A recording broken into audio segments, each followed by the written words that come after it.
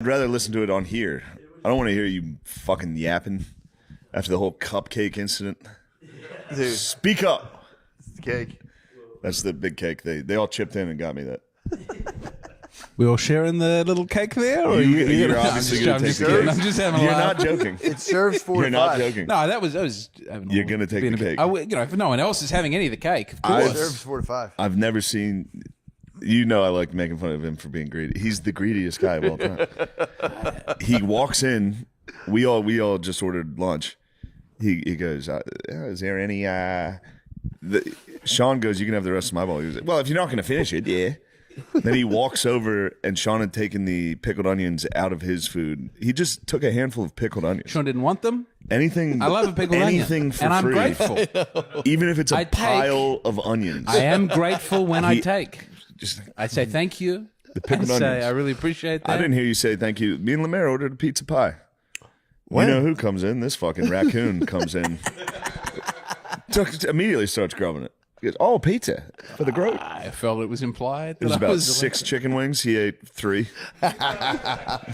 Left me and sweet Lemaire. We're starving, brother. 1.5. Me and Lemaire are starving, brother. Your greed knows no bounds. No, look, I can cop that. I can wear it. It's my most out of control vice. I see no reason to push back. Is it greed or is it just kind of I like think sloth I've got under control. you I need to can get work. something now? If the getting's good, you got to get it. Saying no is if there's very a hard. group, if he'll there's no like if Sean was like, do you want the Yeah. rest of this? I'd be like, no, that's. Yeah. He's like, you're not going to finish it. It's not. I would like to Also, defend a myself. bowl, but eating it's, somebody else's bowl. Yeah, I was thinking about that. That's fucking gross. It's not the grossest thing I've done today. It's What is? Well, we've got young kids. The whole house is a Oh, yeah, mess. yeah, Sharing It's and slop stuff. everywhere. Yeah. We're doing a good job to try and clean it up, but it's my standards have come right down. Yes, I'll Yeah. eat a stranger's or even a friend's bowl. You don't have herpes or anything like that of the mouth or anything. No, great. So it's good. It's good. It's positive. No, you never got cold sores. You got cold sores. That's why he has the mustache. He's Your got paw it looks like nonstop. your paw looks like a cold sore dealer. You know what I mean? Your father, he looks like passed it? he could dish out some good. I mean, He does get nasty. brother Phil dished out some cold sores to me. Did he really? Yeah, my whole fucking family gets cold sores. You think you got it from your dad? Definitely, that fucker drank out of every bottle Oh, fuck. nonstop. My mom got cold sores. I never I know got he'd them. eat it like he'd make dinner and just sit there and eat Yeah. and then stir and then like he's He dished them to don't everybody. have a cold sore yeah, now. yeah. That's No. fucked up. No. Great. Yeah, we're all good. It's all positive. Oh. No, it's probably fine. Yeah. I need to drop some weight. It's good. It would be good for me to have the most excruciating shitting of my life. Yeah. I haven't would had be a nice. cold sore in years. Yeah, you I'm haven't had waiting one. for it. You think it's going to It's strike going you? to come at the worst possible time. When's it going to come? When do you think I it's don't going know. to I come? fuld it'll be. I was always like before SNL or before Yeah, the before you get ESPYs, struck. Yeah. I'm like, I'm gonna get a cold sore. I Nothing. have to stand on TV, national TV with a giant herpes. Like, fucking, that girl's a bitch, right? I was like, beat it. No, you could probably Freak. get makeup for that, right? You can get a. It'd have to be insane makeup. They have to have it. I'd dude. have to be like, yo, I'm doing Juggalo face paint as a joke. The whole episode, dude. Isn't that so funny? You don't think the starlets have herpes all the time on their They faces? do, but everyone sees it. And Do women can wear makeup. As a dude, you gotta just, yeah, you can't really you like. can't just blend it in. There's Yeah, just that one of makes those sense. makeup right here. Gen Z have a whole stars. face. That would be hip. You get one of the nice big blue stars that the young people Yeah. put on True. their acne. How many stars do you give a woman before you go? All right, just go home. Like Yeah, I you think see a it's lady two with like 6 stars Dude, on her your face. face It's is like covered. go to fucking home. You One don't is have like, to- oh, that's yeah. nice. 6 is like, dude, go to the doctor. yeah. You have 6 stars. I agree. Get out of here. Go home. The Southern Cross on the face. I was thinking, The Big Dipper. They got the Big Dipper on there. you Look at you that. don't get the Big Dipper up here, do you? Of course we do. I don't know. We have ones you can't see. You can't Yeah, see the I Southern was Cross. completely blown away Yeah, we by get the the. Big Dipper. You get Orion. Yeah. What do you got? You guys have like cancer and stuff. We got Cancer. Was from the sun though. I really got the, when I was in Australia and I looked up and saw like different constellations. I was like, "Fuck, dude, I'm so far away right now. This is fucked up." Yeah. But we saw those big bats. The big bats worth were it. nice, man. Try It to was all court worth them it. from the trees. Yeah. Tough. I Giant gotta bats. start. I gotta get somehow people to come over to Australia for the country, but the dollar's so weak, no one's going.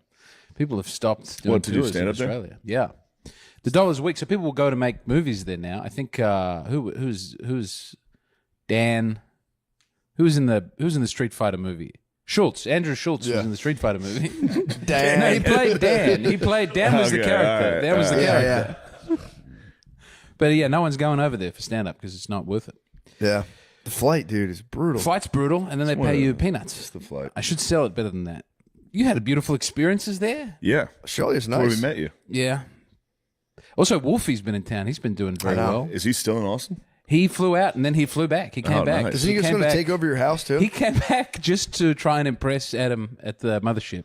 But he didn't tell him that he was leaving and coming back. So Adam said, "As like, come back in a couple of weeks or something." And he went, "Okay." And then he flew himself back to all Australia. the way back just to do the mothership. I told Adam I should, but he's, I think this is a sign of his can-do spirit. Yeah, really. And also, you can't do the normal development of dragging this man along. If it's like, you want to come back and do a 7, he has to pay $1,500 and fly 36 hours. He's got kids, he's got a family, but also there's nothing happening in Australia with the stand up. Damn. How he's is just Australia? Flying from Australia to get a fucking To do a spot at the little Open boy mic, once yes. a week for $50. yes, Damn. You can write it off a that's flight. how much it means. That's how much it means to be here Write it off. to perform. Oh, If you leave and he just comes, we'll just go. This is James McCann. True. Okay, hello. people thought I was him at first. I remember I was when I was still reading the Reddit comments. It was my first time on. People said this guy's really mellowed out since he said Matt was a bad father for abandoning his family. Oh,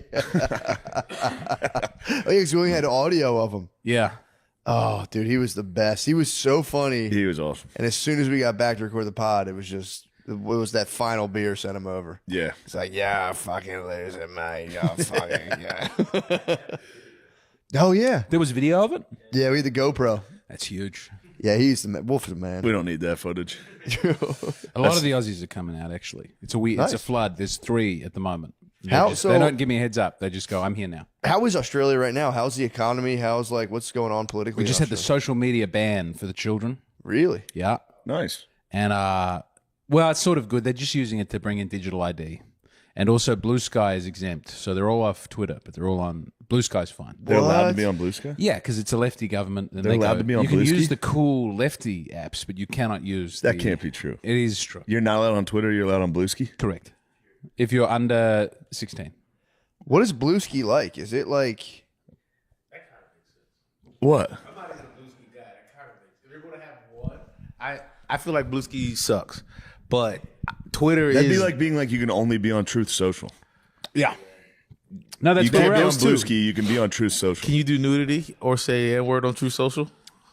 I have no idea. That's the truth, though. I think you just have to private... No, I think you have to private... Tits are the truth. I think you have to private to- message them. I think on Truth, everything you send is signed. Yeah.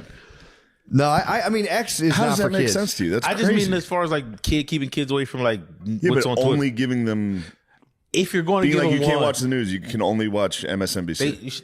no, that's different. I don't know. No, Bluesky is like a left wing. Oh, I like thought it was right just, like, wing clean. ideas get like banned from it. I I thought. thought it was like trend, like clean Twitter, where you can't No. show titties. No, and- Bluesky That's what is- the- that's what the libs want you to think. Bluesky is strictly libs. Okay, Daddy. I haven't looked into it. I thought it was just. No, you haven't I mean- looked into it, and you spouted. You spouted with your mouth. I just know all I see on Twitter is nigga and titties. Like That's your half good, half No, really good. no, that's Everybody's algorithm. We're Yeah. all getting some of that. Yeah, keeping kids off of X is fair, I but don't yeah, ever get tits on my fucking Twitter. mine is just I used to get absolute a lot of like death. I used to get a lot of people dying. hate propaganda. I was getting dead. Now mine's just Notre Dame sucks. That's not fun. That's It not knows how to hurt me. That's not The fun. algorithm knows It knows how how to hurt keep me. you on. It just shows me, yeah. My For You is just Notre Dame fucking sucks. Fuck you.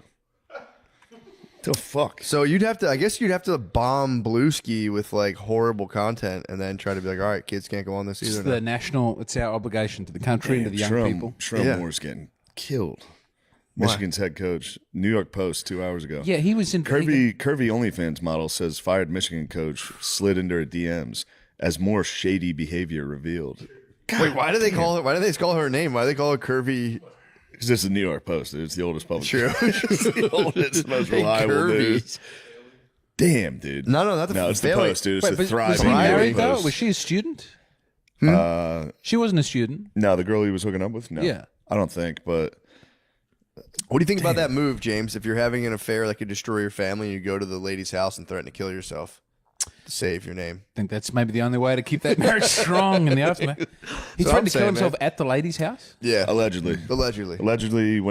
she snitched. Oh, big time. So they got interviewed before, and they both were like, "No, that's not true. We're not having that." He And didn't then threaten to kill her. He threatened to kill I think himself. I think he hit the old "you and me. It's time for us to go." Oh, you and me. Ooh, a murder. I think we're both going. A double. But if you do kill yourself, if somebody ruins your life and you drive to their house, break in, and blow your fucking head off in Yes. front of them, There's one thing I've learned from the Shogun epics coming out of Japan. It's that if you commit suicide with a point, people have to give you the respect for you that. won the argument. Yeah. I mean, you probably go to hell. Maybe. Suicide victory. with a point.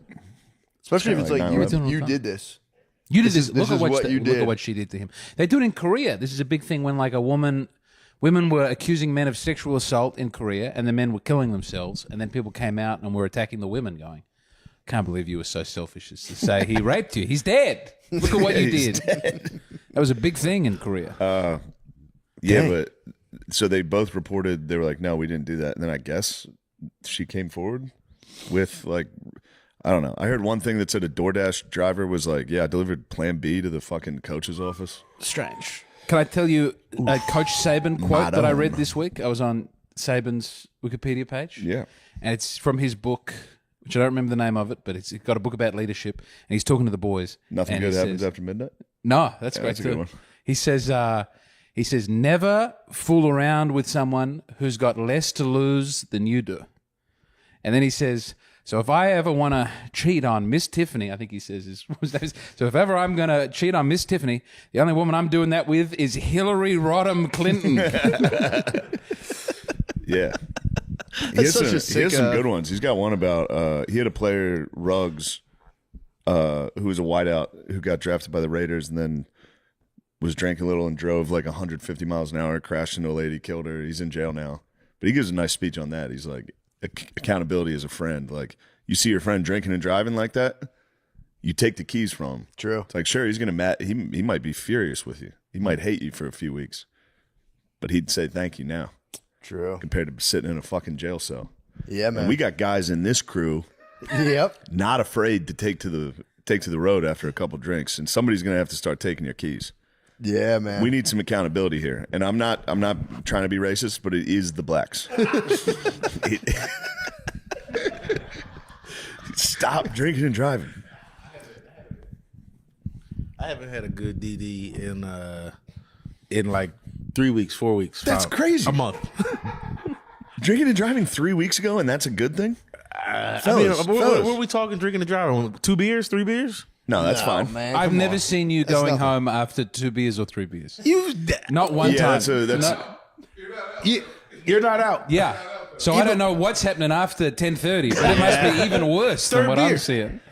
I Why? see the liquor cabinet. I 3 see beers. a tall pour. Three whiskeys. How about three? What if it's 3 whiskeys and not 3? Come on, man. Why drive though? Why Yeah, not just why take drive? the You Uber? guys can Uber It's cheaper sometimes. for now. I've been doing better. One DUI is like 20,000 Ubers, dude, Yeah, it's really dumb. or like more like 5,000 Ubers. No, I've been off the road. I've been off the road for a little bit now. Stay off. What are you fucking I'm off. thinking? I'm off the road. That 2 or 3 beers though. There was a guy, head coach at Oklahoma State. His boy, one of his guys, got a DUI, and he was like, "You can't drive after fucking 3 beers." He's like, "Look, he made a mistake. I've done that 1,000 times." He's like, "I drink and drive 1,000 times." a 3-beer Said it DUI on is crazy. TV on like college game day. He was like, "I don't give a fuck, dude." 3-beer, yeah. If you like just get nudged over the legal limit, it's Yeah, it's crud. understandable. But Lemaire, what the fuck are you thinking? I was nudged. You I- were not. I You were nudged. fucking way over the limit. You puked I this wasn't way morning. over the limit. I swear. I remember everything. What? That's not an really. indicator of the limit. Yeah. The limit isn't you're blacked out. Yeah. True. I think Your Honor, I still remember mostly thought that everything. was- Yeah, I remember the whole night. I remember getting in my car. This can't be a DUI. I thought that was the limit. It's blacking out. You know? No. No. I'm fighting Ubers. I don't like Uber anymore. I'm Why? fighting back. fucking price gouging and shit. What? How much did they raise the? How much they raise? They don't the- raise the prices. They do this thing where they put you in four different groups, and they put me in the willing to pay more group, and I don't want to pay more. Why did They do put that? us in I groups. don't know. Yeah, they put us in. They separate us into groups. How do we find out our group? Compare your price to someone else's price. Like choose the same place. Like we're here, you choose the same place, and then you'll see the difference. There'll be like a price Yeah, difference. they have your location. You're in a bar all the time. They're going, oh, we got this guy. Fucking This guy has no other choice. That's a moron. You're like William Wallace in your car, like, They're raising the lime prices too. I'm fighting those guys. They're $8. They're $9 now for 30 minutes. how are you going to fight lime? I'm just not going to use What if them. Lime has like weight limits? No, You're probably fucking crushing the energy. I love They're it. like, we got to charge this thing for 3 days. Fucking to get our money back. Yeah. I rode one with my dad. We were both on it, and that was okay. You and your dad. Yeah. You and your Dad rode a lime Yeah, together? I was on one, and he was holding onto my shoulders, and we were. He was holding on to your He was hips. holding no shoulders. Hips. We Why'd you were- guys ride I was one together? careful. I think we were both very sad, and we were going for a walk, and to cheer ourselves up, just the boys. Yeah. Did you ever Boys see, went on that, a did you ever scooter. see the Shit. Aerosmith video, Amazing? No. But I like it. never I got an gone idea. for a scoot with A your man? motorcycle? Yeah. Yeah, definitely. Shoulders. It was all- I can't believe you and your dad got on a fucking lime scooter. That's together. crazy, dude. Well, I'm I was surprised late for- Ice we didn't were pick walking you in two for a up as gig. soon as they saw you both. We were on the walking in lime for a gig. I realized I was late. We were only going to miss it by about 5 minutes. What? 1 second. He's telling me the gayest thing I've ever heard. Oh, sorry. Nothing wrong with having a scooter with your dad. I'm going to stand No. by it. There was If- no hip Ah, action. Not in this country, bro. Oh, You shoulders. cannot this ride a scooter as an American, bro. Oh, man. I can't I'm believe not no one- ashamed of my That's father. Europe. How did That's no one Europe yell I don't at know you? other people here being ashamed Dude, of my their dad family would and their fucking kith and kin. flip if I even suggested hopping on a scooter with me. If I rode one in front of him, he'd be like, Yeah. get the fuck off that. What are you doing? Which is unfortunate because I do like riding them. But No, a real straight guy's not afraid of stuff like that. This is African men walking hand in hand down the street. We don't have to be afraid of it because we're not gay. I don't know if anyone's more afraid of gay people than African men. That's what I mean. Yeah. But they walk hand in hand. They kiss on the mouth. They do all the... I mean, I'm not even going to say Penetrative it's I would sex. gay. It's literally, gay. I would rather kiss my dad on the mouth than him hold my hips on a scooter. Okay. If there were hips I would involved, rather fuck this my was a dad. shoulder job. It was all shoulder. This is crazy. It was all shoulder. How There were far? no How far hip- did you ride? Nestled, yes, but Now, it how was, far did you ride? Like, Oh, half a mile. Half a mile. all over town. Half a mile. There was no. It was hands That's on a tight shoulders. fucking. yeah, dude. I We rode weren't my moving kids that on that. quickly. We barely it have was room. steady. It was uphill. Hands on shoulders. You hit a bump. So Your you're dad leaning fucking. Your dad's bulge went between your cheeks. This is base, vulgar talk from you. I would never talk to you about your daddy in this Me way. and my daddy would never get on a scooter together. Well, I pity you for not having that me kind and of my closeness daddy's with the old me man. and my daddy's dick and butt have never been that close ever. Never once. You wouldn't ride on a motorcycle with your daddy? Never. I've done it. I rode a motorcycle. My dad was a boy, though. I was Yeah, a but you little were a boy. child. Yeah, I was a little boy. There's nothing sexual about riding a motorized vehicle. We had a But sidecar. I think we had a everybody- sidecar, in though. sequence. So Yeah, it was you got to have a totally, cycle. yeah, my dad was like, bro, Everybody get off the back. seeing you assumed it was sexual. They go, look at that It was fucking very that late gay at couple. night in the suburbs. No one was. Look at that gay couple. That's crazy. Look at them. Good for them. Hey, that's on them. Let them have their problems. I'm not ashamed of what other people think about me. I know who I am. Also, I you know gotta- where my values are. You got to consider the rest of your family, dude. If the lime scooter goes down, they're losing a father and a son. it's Yeah. not the royal You know what I family mean? here. Yeah, where we but got to you be in guys- separate jets. If you guys crashed and went into comas from a lime scooter, oh, it'd be wonderful. Well, That I'm is glad funny. you shared that. What were you guys? The weight limit is 220 pounds on a Lime scooter. What? By the way. Well, I shouldn't do it alone. I'm out. According to, according They're to really the internet. 220 on The whole those? squad's out. That's what the internet says. Yeah. Yeah, Lemaire, they're probably like, we've noticed you've been riding with 6 passengers. Of course they're upcharging you. I used to ride it down the hill at my old place. There's no way those breaks. Dude, it was the best. After the bar, I just ride up and down the hill for like 10 minutes. That's good. You should do that instead. I mean, that's more dangerous, but at least you won't get like. It probably sound like a truck stop in a big. Whoa. Do you ever see the teenagers doing the lime scooters doing the when they start skidding around? Yeah. These damn punks. I love it. I mean, obviously, it's very threatening when you're out with your kids and you're worried they're going to hit one of them. But I could never imagine doing something. They're so heavy. They're so hard to move around. They're so all good the at cool it. teens. I skid. I bunny hop. You skid? Yeah, I skid. Bunny hop. I drove past a skate park today that was the Gaylord. Gaylord Memorial. That's where I skateboard. Have we ever discussed that? Yeah, It's the Gaylord called Memorial the Skate Park. Gaylord Memorial Yeah. Skate Park. That's my pump track. I think that's. Could be wrong. I think that's Oklahoma's football stadium too. Gaylord? You don't hear Gaylord anymore. Lord. I good. can It's a say strong why name. that's dropped out of. Gaylord's a strong name.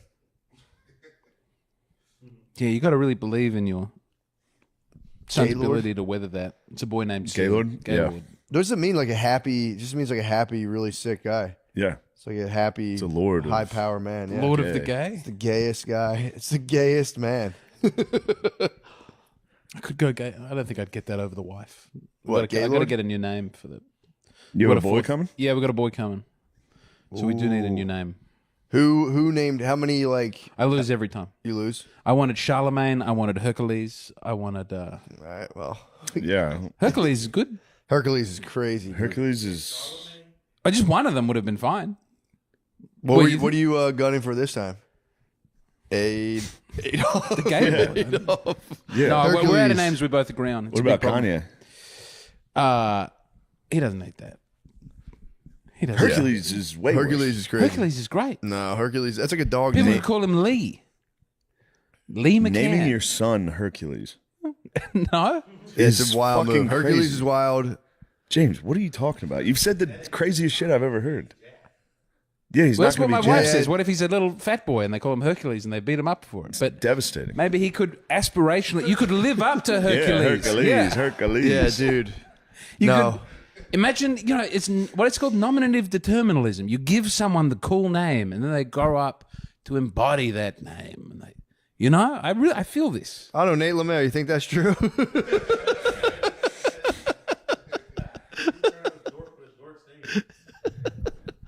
Yeah. Dork with a dork's name. No, Nate's a great name. Nathan? I do. Nate's a great name. Growing up, good. it wasn't though. It wasn't cool. Now it's good. Now who won, timeless, now that's who won why. the war? Huh? Yeah, all your friends with fucking gibberish names. True. Bullshit. True. I guess in the long game, it worked out. But Yeah. in Yeah, high Yeah, it's like school, white I was- guys named Miles. So they're all dead. Every white guy I know named Miles is dead. I think I knew one of them. He's definitely dead. Miles. White guys are cool names. They're not. Yeah. They're not for us, bro. Yeah. They're not for us. Matthew, Mark, Luke, John. Yep. That's Yeah. it. Yeah, Paul. Hercules is. Charlemagne and Hercules. Charlemagne's absolutely insane. I wouldn't name my dog that. I'd be like, it's kind of fucking a gay name. What about Emmanuel? It was the primary school I went to that I didn't like with the Lutherans. This is the other thing: is so many names remind you of people you don't like, and Yeah. girls' names. It can't be any girl that you've. A lot of porn stars invalidate a lot of girls' names. There's so many names. This pornographic movement has ruined a lot of good names. Yeah. Mia gone. Gone. No one can be a Mia ever again. Nope. I mean, yeah, Mia for. I don't know. I feel like Mia was not bad. I wouldn't be able to do it. You wouldn't be able to do it every time. You yeah. just think of. Every time you said her name, you'd think of porn. It's just, I mean, also like men that you have arguments with. How many? You should How name your many? son Johnny Sins. This is Ron Jeremy McCann. Yeah. Nat Turner McCusker. Dang. He's. I just thought of this week, but is Stavros basing his look on Ron Jeremy? No. It's the hair. It's the. I don't know anyone else with that haircut. It's the only two men with that haircut that I've ever seen. I like it. If I ever start going bald, I will grow it out the back. You gonna do that? Yeah, the Frasier is the only other one. Yeah. There's not a lot of guys rocking that. True. I thought it was What's his name? The watermelon comedian. Gallagher. Yeah, Gallagher. He would rocked wear a it. hat. He would wear a shame Yeah. hat throughout. True. I was setting you guys up there. You could have named a black comic. Would have been funny. Who? Instead of Gallagher, when I said the watermelon comedian, Oh, no, I'm sorry, I didn't know you would do that. would have been a layup. No, that wasn't. know I you'd wasn't. Yeah, whatever. Dude, I was telling you earlier. I started reading Beowulf this week. Beowulf yeah. might be the best thing ever. It's an amazing book. It's literally just about these like warriors from like Sweden or what. They're like Swedish warriors. Yeah. And all they tried to do back then was just they would like kill people basically to survive, to like establish. They would call it the hall. So they'd set up a hall to just drink mead and just eat chicken legs. So it's just like generational struggle to set up a Buffalo Wild Checking Wings. out the B-dubs. It was the B-dubs. They would set up a B-dubs council. The original council. That was all it was. It was just years Just get in of and just go, toil. It's so tight. and They get were drunk just, enough to hit the lime scooters. just like a 500 years of fighting the most brutal bloodshed, and they would end with them drinking like shitty honey mead and just being like, dude, remember time we fucked that guy up? And then people will come out of nowhere and just cut all your heads off. They'd be like, this is our council now. They'd take the B-dubs. They would take the count. It was literally just war. We of the tried to B-dubs. overrun a B-dubs once since we've been here. It was too strong of a clan. It was an underpass, Mexican B-dubs. We Yeah, had it was. the brightest lights you've ever seen. Dude. That yeah. was our hall. It was too strong for us. No, the hall was already. The hall was too powerful. We could have went in there like Grendel, dude. And just fucking. There was nothing we could do. That was one of the worst B-dubs I've ever seen. It was so bad. It was tiny too. Yeah, It's a tiny B-dubs with. under a highway. Yeah, with just the lads, dude. That was the lads' council. True. That was They definitely held the yard there. We could take it. We We could make a little anonymous call to a government agency. True. Say, clear this B-dubs out. I like seeing the dates there though. First date at the B-dubs underneath the highway. That's a It was- powerful date. Yeah, it's pretty awesome. We're going to Buffalo Wild Wings. Dress up. Wear I'm gonna wear an something nice. all black cowboy suit. Meet you at the bottom of a highway. at Yeah, right B-dubs. under Mopac. Let's get fucked up. But it was pretty cool just reading about pre-Christian Europe and just how those dudes used to live. And it was like the only thing they thought about was just. I'm reading about pre-Christian year. Are you really? Well, I'm listening to it before bed. What is it? Another William Manchester. World on Fire, I think. That's pretty sick. It's about the Middle Ages. Yeah, dude, it's fucking A awesome. world lit only by fire. The medieval mind and Renaissance portrait of an age. Yeah, it's fucking sick. Just them talking down the Dark Ages. It's, Yeah, just, we're so smart now that we've got the Renaissance, but they were A little bit. They got fucking the Roman Empire collapsed, and there was just held on the best dirt we could. for 1,000 years. yeah. Oh, I think that's an exaggeration. Maybe, but You They think the Dark continue in the Ages weren't East so as well. dark? I think the Dark Ages would. You think they ruled? It's the only thing that people want to relive. No one wants to go to the, Enlightenment fair. Everyone wants the medieval fair. Everyone wants to wear the knights and the armor. Aesthetically, it's the best we've ever been. yeah. Yeah, functionally. Renaissance outfits suck, dude. The little stockings. Yeah. Silk? You wouldn't want And you wigs. wouldn't- No one's getting together and wearing the wigs Imagine and the frock pulling coats. out of some silk, dude. Taking down like a 15 button bra. It always annoyed me. I Those think outfits. I think you would get pretty horny in those things. Yeah, that's all they were buxom doing. wenches? Yeah. All they were doing was fucking in those outfits. I know. Yeah, I'm with James. Take me to the Dark Ages. How you say that though, dude? But I'm telling you, Yeah, of course, it's hell. I'm living it It's right now. way worse. I'm living it right now in Beowulf. It's Something about the castle seems great, though. I mean, Beowulf would be earlier Anglo-Saxon, like yeah. more mud people. But being in a big castle with all your friends and the walls and the Muslims are coming and they're shaking their swords. I'm telling you, man. You're baking croissants down below. Again, and you guys are romanticizing. I'm living it every night before I go to bed. It's so brutal. It's just is there you a come witch in it, though? And Huh? there's a witch? And there's I think Grendel's Yeah, mom doesn't Angelina fight. Jolie. Oh yeah. You gotta watch the movie now. No, I gotta read. I have to read it first. The book. You never read it? No, I never read Beowulf. Oh, we had to read it in It's school. written in like Old English. I need those Old Yeah. English type things. There's a translation I'm reading that's like a lot more We had straightforward. to read that and Canterbury Tales in school, and they sucked. Yeah, I can't get down with Yeah. that language. You got to get a good And translation. Shakespeare. Shakespeare sucks too. Dude, No, I won't tried. take Fucking that. bullshit. Try Yeah, you love Shakespeare. The Crown, I dude. love it. It's like Of course. Shakespeare Taylor- is great. But I will say, some of the Shakespeare you get exposed to here is difficult. Wait, what's I was what's watching PBS. They'll get celebrities doing Shakespeare in the park, and they'll go, like, "This is our high culture. Look at this, Margaret. That lady from Grey's Anatomy is doing it." But this was what is it? It was Much Ado About Nothing. I think it was Peter Dinklage was in it, and everyone has to act like Peter Dinklage is some great Shakespearean tour de force.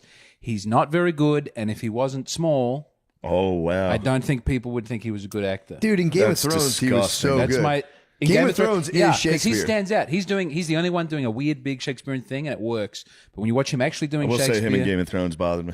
You didn't like it? I always hated his whatever accent that was. I thought he did fantastic. Everyone else had a British accent. His was What was his accent? fucking nothing. It was a completely made up. You hate me, father. It was a It was completely British. barely. Sounded like that Mid Atlantic, whatever that is. It was like fucking insane. that is how they all sound at the Renaissance fair. When you go to the medieval fair here, it's everyone putting on a fake. And what would you like today, sir? no one has a strong British accent at the fair. And You know, medieval times, people used to walk on their toes, not their heels. why? Because they had soft leather shoes, so you couldn't really heel strike really hard. Yeah. So you would get up and you would just walk like this, and you would feel around the ground. I do it every now and again. Yeah. To reconnect with your roots? I'll do a medieval walk every now and again. It's kind of sick, dude. Leather, For a medieval imagine just walk? leather, just like bearskin shoes, and you're just kind of. Yeah, but you gotta watch out though. That's people get stuck walking like that. I got a couple friends that are fucking toe to heel walkers, No. and it's tough. And they bounce on their heels when they walk. It's Yeah, a tough look. I had a religion teacher in high school that walked pretty much on his toes, and it Yeah. was the most upsetting thing to watch. It was really tough. Remember, he would tell Yeah, us it's a bummer. every morning. He'd be like, or he would tell us at school. He'd be like, every morning, me and my wife, we lay and face each other, and we just say, "I love you" over and over. And we'd you'd be in the back of class, like, "Do you guys have sex?" And he'd be like, "All right, that's enough." But yeah, dude, I'm telling it's a really cool. If you read I think it's Seamus Heaney. This guy is Irish poet, translated Beowulf into a readable, not it's accessible. Yeah. So funny just to roll up in a castle and be like, I'm the strongest guy in the world, and just brag, and everyone like, damn, this guy fucking rules. Yeah. Everyone was autistic back then. Like, I killed sea monsters, and this guy was like, yeah, right. Yeah, He was right. like, dude, you're a loser. Shut the fuck up. It's so funny. Killed a sea monster on the way here. No big deal. He's like, my friend drowned, but he wasn't as good as swimming at me, and that's what he gets. Anyway, I'm here to kill the monster Grendel. And then the one part where he's like, and if I lose, he'll eat me and carry me away and tear my face off, and oh well. It's like, okay, dude, what the fuck? What the fuck is your problem? But it's sick. They knew nothing other than might. That's so cool. There's no idea of the soul or being like, I need to be nice and kind. It's like, I need to cut this guy's head off. If I don't, I suck. Yeah, that is. I started Homer again, and that's all the Greeks, all the ancient Greeks. Yeah, it's awesome. But for them, it's honor. And Yeah. if a guy disrespects me, I have to cut his head off in front of everybody until I. Yeah. They can't be relaxed. About it. It's incredible that that's maintained with the You guys Greeks are to this day. It's just a classic Greek culture, including all aspects. True, Diddy was quite fucking. He was Greco. Yeah, he was. Yeah, that's really funny. Just to think about that. It was a guy being like, I got to cut this guy's head off, and if he cuts my head off, oh fucking well, I'll be dead. You're like, nice, dude. Yeah. Come on in and sit down and relax for a minute. Come chill out. Come to the B-dubs. Yeah, Let's calm you down. The War for the Council is so funny. Of just dudes dying in the mud. One day, like, my brother's going to erect a small wooden shed, and we're all going to get hammered in there. It's tales all the time. That's all you want. Just give me a shed for me and the boys to get drunk in. Please. Please. Yeah. It's good stuff. What else is going on? I just always got hit with the old English version of all those, and Boo. I fucking hated it. Dude, when I was young, I made an honest effort to try to read Shakespeare, and it's just like, and I was like, I can't even understand. This fucking sucks. I'm out. You gotta. If someone puts it on, if someone puts on a good Shakespeare, everybody. But can I've understand seen a Shakespeare play, and they still talk like that, and it's like, bro, come on, man. Yeah, what the Just do an fuck is English that? accent. You don't have to go. Yeah. It's like, I'm out. I can't. The other end of that is also very bad when they try and keep it cool for the kids, and they Yeah. start, yo, Juliet, you fucking bitch, I did get like out of here. I did like the Romeo and Juliet movie. Baz Luhrmann movie, But he kept it. With because you Leo? love kept that. Mercutio, the cool black guy who gets I killed. love Tybalt. No? You love Tybalt? Mercutio, I'm saying that right? Yeah. Mercutio, the guy who's like Plague on both. both Yeah. your houses. Yeah. He's wearing ladies' clothes and dancing. I didn't and like that disco. part. No, I did like the Prince in there. the Prince. Prince music. They sing Purple Rain. Is it when doves cry? No, When Doves Cry. Yeah. It's a nice moment. He's a good director. We're very What proud version of him. of Romeo and Juliet was this? That is Baz It was with Luhrmann. Leonardo DiCaprio. Okay, that was like The movie, yeah. You know, I never saw that. Shit rocks. Is it good? It's good. They who's take co-star? ecstasy, which is not in the original. Yeah, he takes some liberties with the non-script. Yeah. But he sticks to the writing. They talk like that the whole time. But when you see it acted out, it's much more obvious. Yeah. Like, I bite my thumb at thee. I'm reading that as a kid. Like, what the fuck are these guys talking about? But then you see these two guys at a gas station talking shit to each other, pulling out their guns. Going, I'll fucking, don't you dare bite your fucking thumb at me, motherfucker. It's pretty sick. Anyway. And they play Love Fool in it by Cardigan. It's great. It's kind of nice. Yeah. I do like some of that medieval language is really funny when he's talking about giving someone this. He's like, they're gonna sleep the sleep of the sword when I'm done with them. I'm like, I'm like in my bed sitting there like, fuck, dude, this is awesome. Make him sleep. Like in Othello, we're gonna make the beast with two backs. It's for sex. Was that two guys on a scooter? Come on now. Let's go. All right, That we is walked the into beast it. with two That backs. is the beast with two backs. We walked into it very well. Damn, dude. That's fucking crazy. Hands on shoulders. Nothing wrong with that. Hands on shoulders is even kind of That's gay. That's where you crazier. put your hands. Where when you're- else? Where's is the least gay part of the body to put the hands? Should just Homer Simpsoned it the whole way. Hands on shoulders is kind His of, hands were on my shoulders. So you're saying he's gay? No, I'm saying You're the top. everybody of had that an. It was just a father Full putting his bottom. hands on his boy's shoulders. There's nothing wrong with that. There can't be anything wrong with that. This is why people keep becoming trans in America. You got such a God. restricted Oh, sense of here we go, masculinity. dude. Did you People guys go, make any there's no noise? room to be a straight Here man with we your go. hands on your son's shoulders. So I got to chop my dick off. No, That's what that's I'm such a calling stretch. it. That's such a You stretch. love talking Relax. about him. We all should relax. How did you make? That's true. Fuck yeah, America. That is true. Yeah, fuck Australia, dude. America. Did you guys make any noises? I'm sure it was like Definitely a there's some surprise. bumps. No, there's a bump and a fucking both of them at the same time. Just a man and this boy having a great time out there. It was You'll nice. It's understand. just I do. There's not enough room on those things. We didn't do it for very long. It was brief. It was enjoyable. Finished quick. You made him pop with your pussy. He said, "Oh fuck, I'm about to come, son." See, it was so not gay. I can even enjoy said, this "Voila." banter that we're having now. He said, "Son, your pussy's You're gonna fucking be- nice. You're going to be too afraid to be close to your boy. You've got a nice gonna pussy, hurt son. your relationship. America's done you well. Your pussy's soaked. Got a soaking wet pussy on the lime scooter. Oh, fuck, James. I'm about to fucking nut." And he said, "Daddy, give me a pie. Give me a pie, Daddy. I'm going to take this pie on stage. I'm going to feel you dripping out of me while I'm talking on stage." This is on the Patreon, right? Yeah, it's Patreon. Yeah, Don't great. worry, Okay, don't worry. good. No, it's fine. Your father's never going to get wind of pussy this. dog. Nah, my brother will be accent. listening and going, "What's happening?" This is my Yeah. favorite show. Oh, yeah. Sorry to James's brother. He'll be Oh, proud. your brother He'll will be laugh. proud. He's going to laugh. He's going to call you. He should rightfully call you guys Your brother's the light and the dying. loafers for what you've done. He should. You guys got any funny terms for gay people in Australia? Pufta? Pufta? That's nice. Pufta's a good Yeah, one. Pufta's the mainstay. Light and the Loafers is Light and Loafers we is like classic. Light and Loafers. Little sugar in his Limp tank. wristed, you go limp wristed. Yeah. Yep. Sugar in his tank. I didn't know that one. Yeah, it's a good one. I don't know. Poofta is I think so that nice. guy's got a little sugar in his tank. Yeah, all right, Dad, it's our priest. My dad would talk. Anytime we got a new priest, he'd be like, "I think this guy's a little fucking queer." All right, yeah, he probably is, dude. Yeah, dude.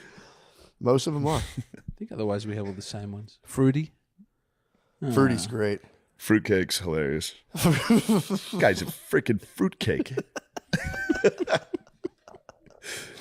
Yeah. Well, anyway, But we've policed them. We've purged them all from our. From where? You know, it only makes them funnier. we got the sense that we should get rid of them, and then we hate ourselves. We're a very self-flagellating country, and we want to be inoffensive. We're doing this thing at the moment. This is the other thing. So we did the social media ban. The other big thing is travel allowances. We're not letting politicians, like within the rules, you can claim like $100,000 worth of travel, and some people are actually doing it. Yeah. They just, I'll get a business class flight. I'll fly and people are going, even though it's perfectly within the rules, the whole country gets together and go, that's not fucking right. How fucking dare you? We want the Prime Minister to hold his own bags. We don't have any sense that these people should. Yeah. I like it that the president here has got a big plane and you go, he's in charge. He needs security. He needs people who listen. You need some respect. Yeah. We make them live, we say they shouldn't be allowed to have a business class flight if you're in the government. Yeah, but they got Bernie Sanders. I remember that was so funny when he was like, he's like, oh, we shouldn't have billionaires. And whoever was interviewing him was like, do you ever fly on a private jet? And he's like, yeah, I kind of have to. And they're like, hypocrite, big hypocrite. And he's like, well, no, it's like, I just can't get on the fuck. I'm running for president. I can't fly on an airplane. They're like, okay, buddy, big hypocrite. Sure. Must be nice. It was so funny.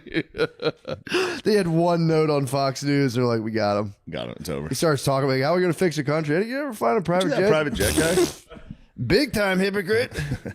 It's like, wow, let me explain myself. I hit some Fox News yesterday. What'd you catch? I caught, I forget, I stopped watching it, but they were, what's his name? Younger guy, not Gutfeld, but the other guy, Jesse Matthews? No comment. Jesse Waters. Yep. Pretty brutal watch. He was good at doing man on the street stuff. It's hilarious how, it was a video of somebody on Air Force One opened the bathroom door and it hit Trump while he was talking. Mm-hmm. And they were just like, that's what people need to know about him. He's got such a great sense of humor. Okay, I was he just wondering. wants to bring joy to everybody. So Fox News is is still big time Trump. Like we love him. More than ever, yeah. Gotcha. I was wondering if they're going to turn or anything on him. No. How is he handling all the Epstein stuff? Because I feel like everyone was like, Everyone moved on. people have moved on. Weathered the storm. Exactly what this one took a month. Yeah. Usually it takes a week. This one was just a 4-week I one. think they're releasing Ghislaine Maxwell's stuff now. They're going to unseal her stuff. She's in Texas. Is she really? Yeah, she's in a minimum security facility in Texas. What? I think I'm getting that right. She's at the mothership. You could probably get her on. David You could Lucas probably brought her get to the mothership. Said, guys, isn't this cool? I'm friends with her.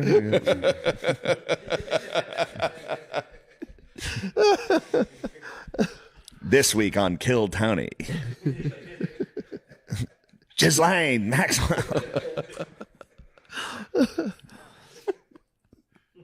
What did she even do? She just found young girls for Jeffrey?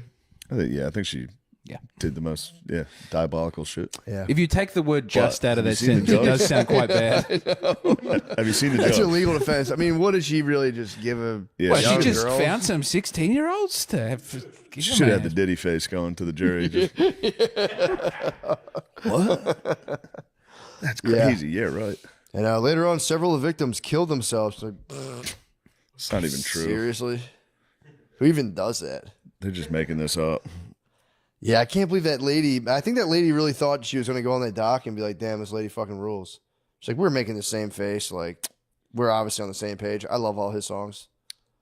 I was like, dude. You're right, though. The fucking Indian, Pakistani, whoever that guy was, held it down. 100%. Did you watch the Diddy thing? No. Oh, You're going to love it. Why? It's just an evil man. It's just an evil, powerful man. He really is. Like, watch the documentary, but it's the worst possible coverage I think a human can kind of get. Like, it's bad. Imagine if like Dude, the Epstein doc on Netflix was easier on Epstein than this. I've heard that from multiple It people. was. Yeah, exactly. That was like a puff piece on Epstein. They were like, he might have had some minors in his house party. yeah. That's about all he did. They were just kind of like, and it was just those two. They didn't have any help. Jeez Louise. on, man. They're going, like, yeah, look, how's he gonna know how old all the fucking teenagers are who massage him every day on his private island? It's not fucking. Come on, man. He's busy. Prince Andrew is the best. Well, can't sweat. I can't sweat, and he's like, I might have let the flap down. He called it the on like a ship, I guess. He's a Navy guy. I might have let the flap down. I'll admit it. But yeah, I think because they recently just stripped him of all of his honors and stuff. Yeah. So, But Diddy's work. Who's made this thing going after 50 Diddy? Cent. 50 made. I know he bought the footage. I didn't know he put the whole thing. he like executive produced the whole thing, and there was a lady who was like the director and showrunner or whatever the fuck. So she like kind of I think did all the technical work. Does it implicate anybody else in the Diddy unit? I mean, a lot of people going to the parties. No, it didn't really implicate No. anybody. Yeah, it It's really just did. focused on him. Was it just However, he's focused right now heavily on Marlon Wayans and Ray J. He's been like on his social media. It's just videos of those guys who are all, like anyone who tries to come to Diddy's aid right now, being like, clearly a hit piece. You could you gave me that footage, I could have made him look great. Blah blah blah, and he's just like sharing weird stuff, like weird videos of them doing like gay stuff, and being like, oh, I don't know, man, you sure about this? And he claims to sit on a whole other. Diddy had a videographer film him during like the build up to the trial. He didn't pay him, and 50 Cent bought the footage. I believe so. That is supposed, and 50 Cent bought it. So 50 Cent has now 140 hours of just Diddy in 2024, just talking to lawyers. And it's the worst one was when he's driving in the car and he just did like, he's trying to, I guess, like ramp up his image. So he's like high-fiving people in the street, and then they have him on camera getting into a car being like, really interacted with the people today. I got to have to wash my hands. You know what I'm saying? I need to get like a bath, rubbing alcohol and water, because you know what I mean? Like, you can't just be touching a lot of people like that and just being like, they're disgusting. That was a bad look. Yeah, he could have been fucking around. But I get it, dude. He could have been fucking around. You go to Skankfest, you give fucking 500 hugs and high fives. You go, I need a shower. Yeah. I just shook 150 people's hands. Yeah, I thought about that. Yeah, it's true. It's just such a bad look. when you put it all especially into when you're there. faking being a man of the people, and then as soon as you get in your car, you get fucking disgusting. I know. Every picture going, love, baby, and then you get in, and you just go. But there was one thing, be like, oh, I don't want to get sick. The way he said it, he was like, I was around too many people, and people, he's like, I need to like lay down, like in it. Yeah, the way he framed it was just like, we were really talking to the people today, and I touched a lot of I'm them. gonna need a bath. Need a bath. Yeah, it's pretty awesome. What do you got? What are you pointing at these for? Honestly, medieval energy, very medieval energy. Yeah, true. Diddy might be the most medieval. We're all talking about medieval. He was truly, he's a medieval man. You might be a Grendel. I think he was Grendel. 50's Beowulf right now. Complete 50 Beowulf. is Beowulf. He's old. 50's getting geezed out too. Yeah. He's getting old. I watched him in interviews, just like he just sits there the whole time, like he smiles at shit. It's really funny. I thought he looked old at the Super Bowl thing when they had everyone was saying that was a great Super Bowl. Yeah, But they all looked slow and old, and they were moving. Mary J. Blige, Bile, I don't know how to say that. How old is Everyone 50? was slow 50, and old. guess how old he is? 53. No, he's 50. Oh, what? It's a big 50's year for 50. him. This is 50.com. I wonder if he manifested this whole thing. Yeah, when I turned 50. Oh, wow. Wow. Yeah, he got Diddy did sentenced 50 months. time served. And it's also for transporting prostitutes, which that's 50 Cent had a good point. He goes, who the fuck has gotten 50 months in jail for transporting, and he adds male prostitutes? Yeah, I was about to say, I was watching interviews. He makes sure he says male prostitutes every time he says And then it'll be it. like, no, we have no beef at all. And it's like, are you sure? Or is he just it could be he doesn't have any beef and is just getting the bag. But 50 rules. dude, he does rule. And that's his whole reasoning for it. He goes, look, if I didn't put this out, people would just assume that I'm okay with the stuff he does. It's like nobody really had any idea that it went this crazy. Yeah, they really like kind of highlight the fact that Puffy might have. It's very likely that he killed Tupac Shakur. Very likely. The Biggie one was kind of ambiguous, where it was like, did he have a hand in that? It was like he definitely delayed him from leaving, and then he got killed. But I don't know. It did look like that. I got caught in my head because I was thinking of something else that 50 did. Did you see the thing where he wrote the "I Get Money" remix where Diddy's verses Diddy did it? It's all the crimes that are in the doc. Like he has Diddy rapping like something Diddy did it. Like he's confessing this. It's kind of crazy. I don't know. I just wanted to share that with y'all. No, it's definitely. I mean, there's no bounce. My thing I'm thinking about is like, how do you bounce back? I mean, James, imagine if the documentary came out. Yeah. And it's like, It's just like, dude. Fucked all of his friends, didn't pay them. I'd be ready to have a line pretty... scooter with his dad. When you come out of jail, you got to have a good remix ready to go. You got to have a real strong remix. Got his hands on some That's what I free was saying. onions. You got to have the ODB tapes ready to go that you haven't used yet. You got a special verse ready to come out. You get on the phone with Tate McRae and you say, "We're making a single. I can help you. I can do for you what I did for Mariah Carey." Oh, he can. That's the There's thing. only I don't way think he back. can do it anymore.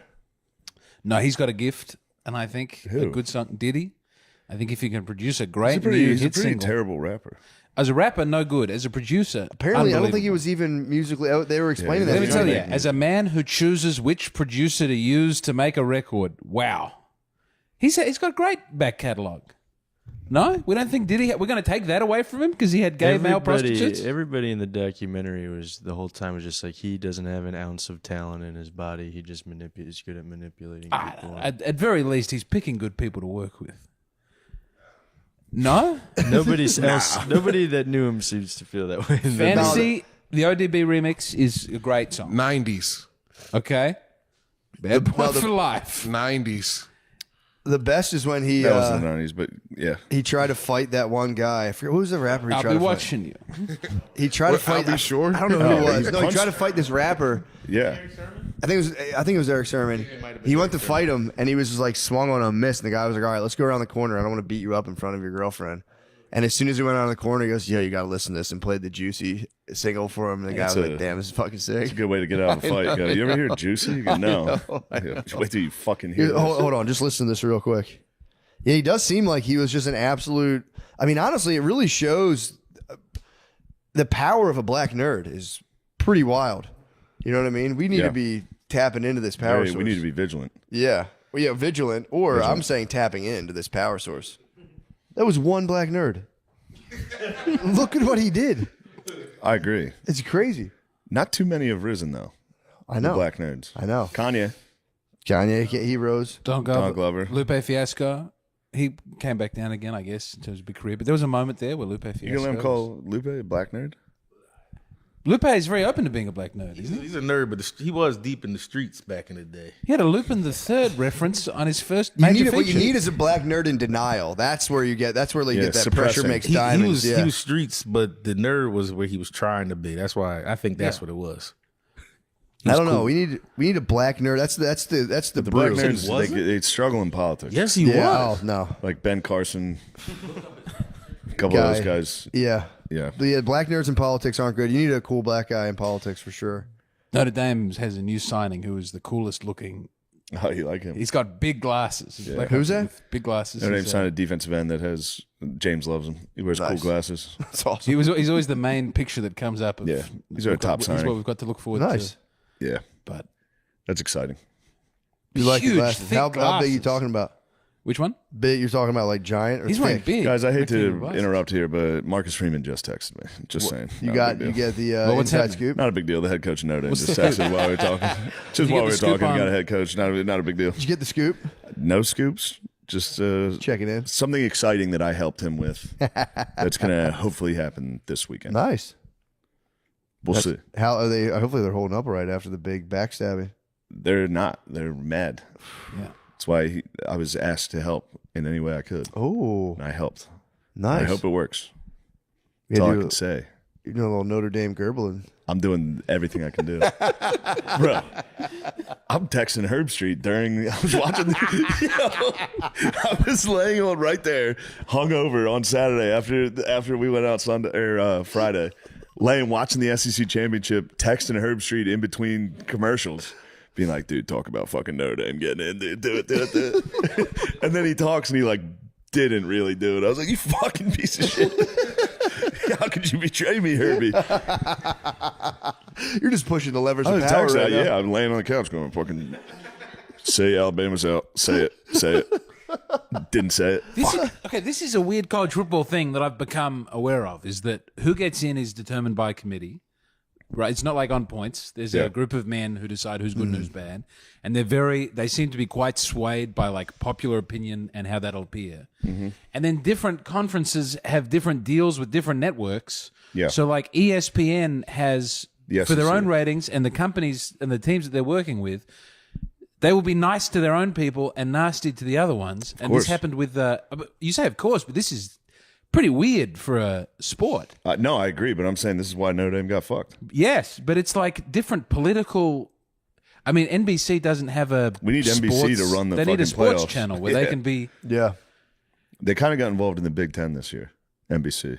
Okay. So we'll see. Telling you, the market's wide open for the just sports Megatron, just to complete every single game, one place. That has to exist, right? That doesn't exist right now. I know, yeah. It's just warring confederacies of different. It's The big gambling company's got to crack down and be like, guys, Yeah. we're going to pay you guys $1 billion. Just let us broadcast every sports game ever for free. I mean, how much is it to get a camera at the football ground, though? Like, they would be able to afford. At some point, you just have the NFL app, right? And the NFL will record its own games, and they'll get all the money coming in. What do we need? I don't know. You probably because the other cities, I guess the individual cities are like, we want to stream it. I don't know. I don't know how that shit Still works. shoot at the same. So long as they. It seems. I watched the high school football. The production value seems fun. really high. I watched the Yeah. high school championship game, and there was almost no one there. It was Yeah, it was a neutral site. yeah. It's not great. But they've got a spider cam. They've got the Yeah. teenagers running around. It's on ESPN, deep into the ESPNs. I think we could set up. And then I was thinking about doing my own. Just like one day, if I had You're money, going to take it's over like, college football? not even college football, but like find a sport that people don't know about yet or don't like yet, and start filming that professionally. I don't know if that's beach cricket or petanque. What's Patonk? Or that one with the French one with the metal balls that you throw. Bocce. Petanque. Do you know what I mean? Lawn bowls is a big one I bet. in my country. I bet ESPN's got a hold of some bocce. This is why the Ocho has Yeah. really blown up. They do, what's it, cornholing? Yeah, they got Yeah, that they have going. cornhole That's on big. there. Yeah, There's they're on. gotta They be. are on the beat. Bocce ball is I always every time I see people play bocce ball, it's always dudes in the weirdest hats. Every Big single broad time, brim- it's broad dudes brim with hat. like every hat that you're like, who the fuck? Why would you wear that hat? And they all gather and play fucking bocce ball. Every time I see a bocce ball court, it's dudes in like bowler hats and like weird hair, like headwear. And the opportunities for branding there Oh, are yeah. already very present. Fun hats, cool hats, Fun hats, exciting game, weird guys. weird guys. The weirdest guys. That's a sport. Yeah. You got to get in bowling. I know ESPN had bowling for a little bit. I don't Bowling know if was anybody's covering bowling right now. Nah, As surely much they as never they stopped should. covering bowling. As much as they should be. I think bowling And tends you to love look the bowling. same. I You do love love bowling, but it looks the same over and over. It Well, would you need got to mix it up. Oh, Yeah. it also, of all the not quite sports, they had that one guy who was good at shouting. Darts Yeah. is unbelievable. Darts is the one. hilarious. Good working class British. Darts is great. Hateful, strange man. Who's the devil? Me or you? Yeah, he might have been. He actually did some Come bad on, stuff. you cunt. Yeah. He was- The dark guy did bad did you stuff. find out he got in trouble? You know the Alright. problem with bowling? Yeah. It should be half as long. Like you should do like 5 frames get instead tired, of 10 man. frames. I mean, everybody gets tired of bowling. You get tired on game two. Two. Two. Immediately My Game arms, after- two, you go, my arms fucking hand toast, hurts. bro. Yeah. Let's just stop. I think that's a good point, man. It should be like 2 5 rounds. frames? Yeah. You're saying 5 frames. 5 frames and instead of the 10th one being the 3-1, the 5th one's the 3-1. I like 10 frames for one game. Five. It goes you're only fast. playing 2 on one 2, that game. goes pretty fast. Yeah. Or 1-on-1. Yeah. Or just add fucking glow bowling. Yes. Glow bowling. Mix All some, bowling, mix some slow alcohol in there. Mix some fucking, get some obstacles. Maybe play defense somehow. That'd be nice. Yeah. Oh, that would fucking hurt. People are allowed. Okay, You're gonna have to lay down. There's You're a gonna guy. have to die for it. There's a guy on the y-axis who's allowed to bowl his ball when you bowl. Yeah. He's going to try and knock you, but he only gets one shot at it. Yeah. Or they get it. They can send one right after you go. You can try to like chase it down. Yeah, and if Or you you go get like faster. an American Gladiators tennis ball gun from the back. You gotta fucking try to just shoot knock the it ball. off a little bit off course. Could we have the balls covered in some sort of flammable liquid and a slight spark when it hits the ground Yeah, that'd so be that exciting. it catches on fire as it goes? Or slap league. You got to get slapped in the face and then Nice. throw your ball. True. You get a strike, you get to slap back. Yeah. These are all good games. How long do you think slap league? You think slap league's? I guess it'll just keep lasting. Like, Still getting, it's just viral clips. yeah, it's It's crushes. just a clip of somebody getting their face fucking destroyed, and everyone goes, "Oh shit!" I know. Yeah. Hold on, I gotta take a whiz. Yes. Can we pause this? Yeah. This was last night's Chinese. I got Chinese food yesterday at 3 p.m. Oh. It's the only thing I ate yesterday, but I got sick as fuck from that. Yeah, Chinese food is like. I was like, finally, I found a I mean, good no, place. let's not fucking. I was like, finally, I Why found can we? Is this still? Fine, we're back. Times have changed. Times have changed. It's Oh yeah, we're allowed to talk Chinese food. yeah. It's a dishonest cuisine. Returning to the scene of So the it gave me crime. diarrhea. no. Finally vindicated We after are all these vindicated. years. I was like, finally, I found a good Chinese place Yeah. in Austin, which is hard to find. How here. was it? Delicious. But But then, about 3 hours later, I'm laying on the couch watching TV, and I go, "Oh, what the fuck?" And my stomach felt like it was like cramping. I was like, "Oh, great, I have the flu." Oh, And then that was that. I thought all night. I was like, this thing's got to come flying out soon. And it just Never came. brewed in there. 24 hours later. That was my last dump. It's been 24 hours. Whoa. That thing was waiting. Was it screaming? It was screaming until the Honest Marys got in there, and then it said, time to go. Yeah. Out with the old, in with the new. True. Honest Mary came in and was Colonize like, okay, the bowel. Yeah. must Let's get some leave now. arugula in here. Clear out whatever the fuck that was. Just a bunch of like pieces of food playing Madong and you're They were. My Lord. Well, anyway. Damn, sorry I'm about glad that, you everybody. got recovered from your bout of diarrhea. It wasn't even, I mean, this is disgusting stuff for the listener, but it wasn't even that much diarrhea. Just a splat? Just a hellish brood that I was waiting on because I thought I had the flu. I was really upset. Yeah, I was like, I got shows this weekend if I'm really fucking sick. And Gardog was just telling me about his horrific illness. I know. He went to his girl's house and pooped in the bathtub. Oh, He pooped everywhere. Don't say what. You did poop in the bathtub.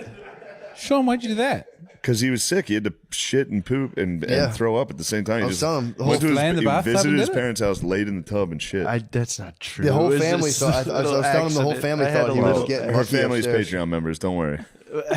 I had a little All they accident. heard was Sean going, oh. Damn, he came in our house. He's just. I shouldn't thought have he eaten was that piping. bowl. How long ago was this?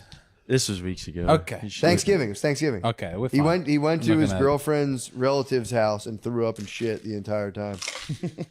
Look, we've done that. We've stayed at a friend's house, It was and very then everybody embarrassing. got a stomach I'm bug. sorry. We went to Houston, and we were staying in my 3 children, me and my wife, and we were in one room at this family's home. It was very nice to have us in. shat. We didn't know that everyone would get gastro. They had to cancel a birthday party because I had that's that terrible. in my family several years ago. Went to South Carolina to visit my family there, and the whole party got horrifically ill, and I got it first, and I could hear them talking about me.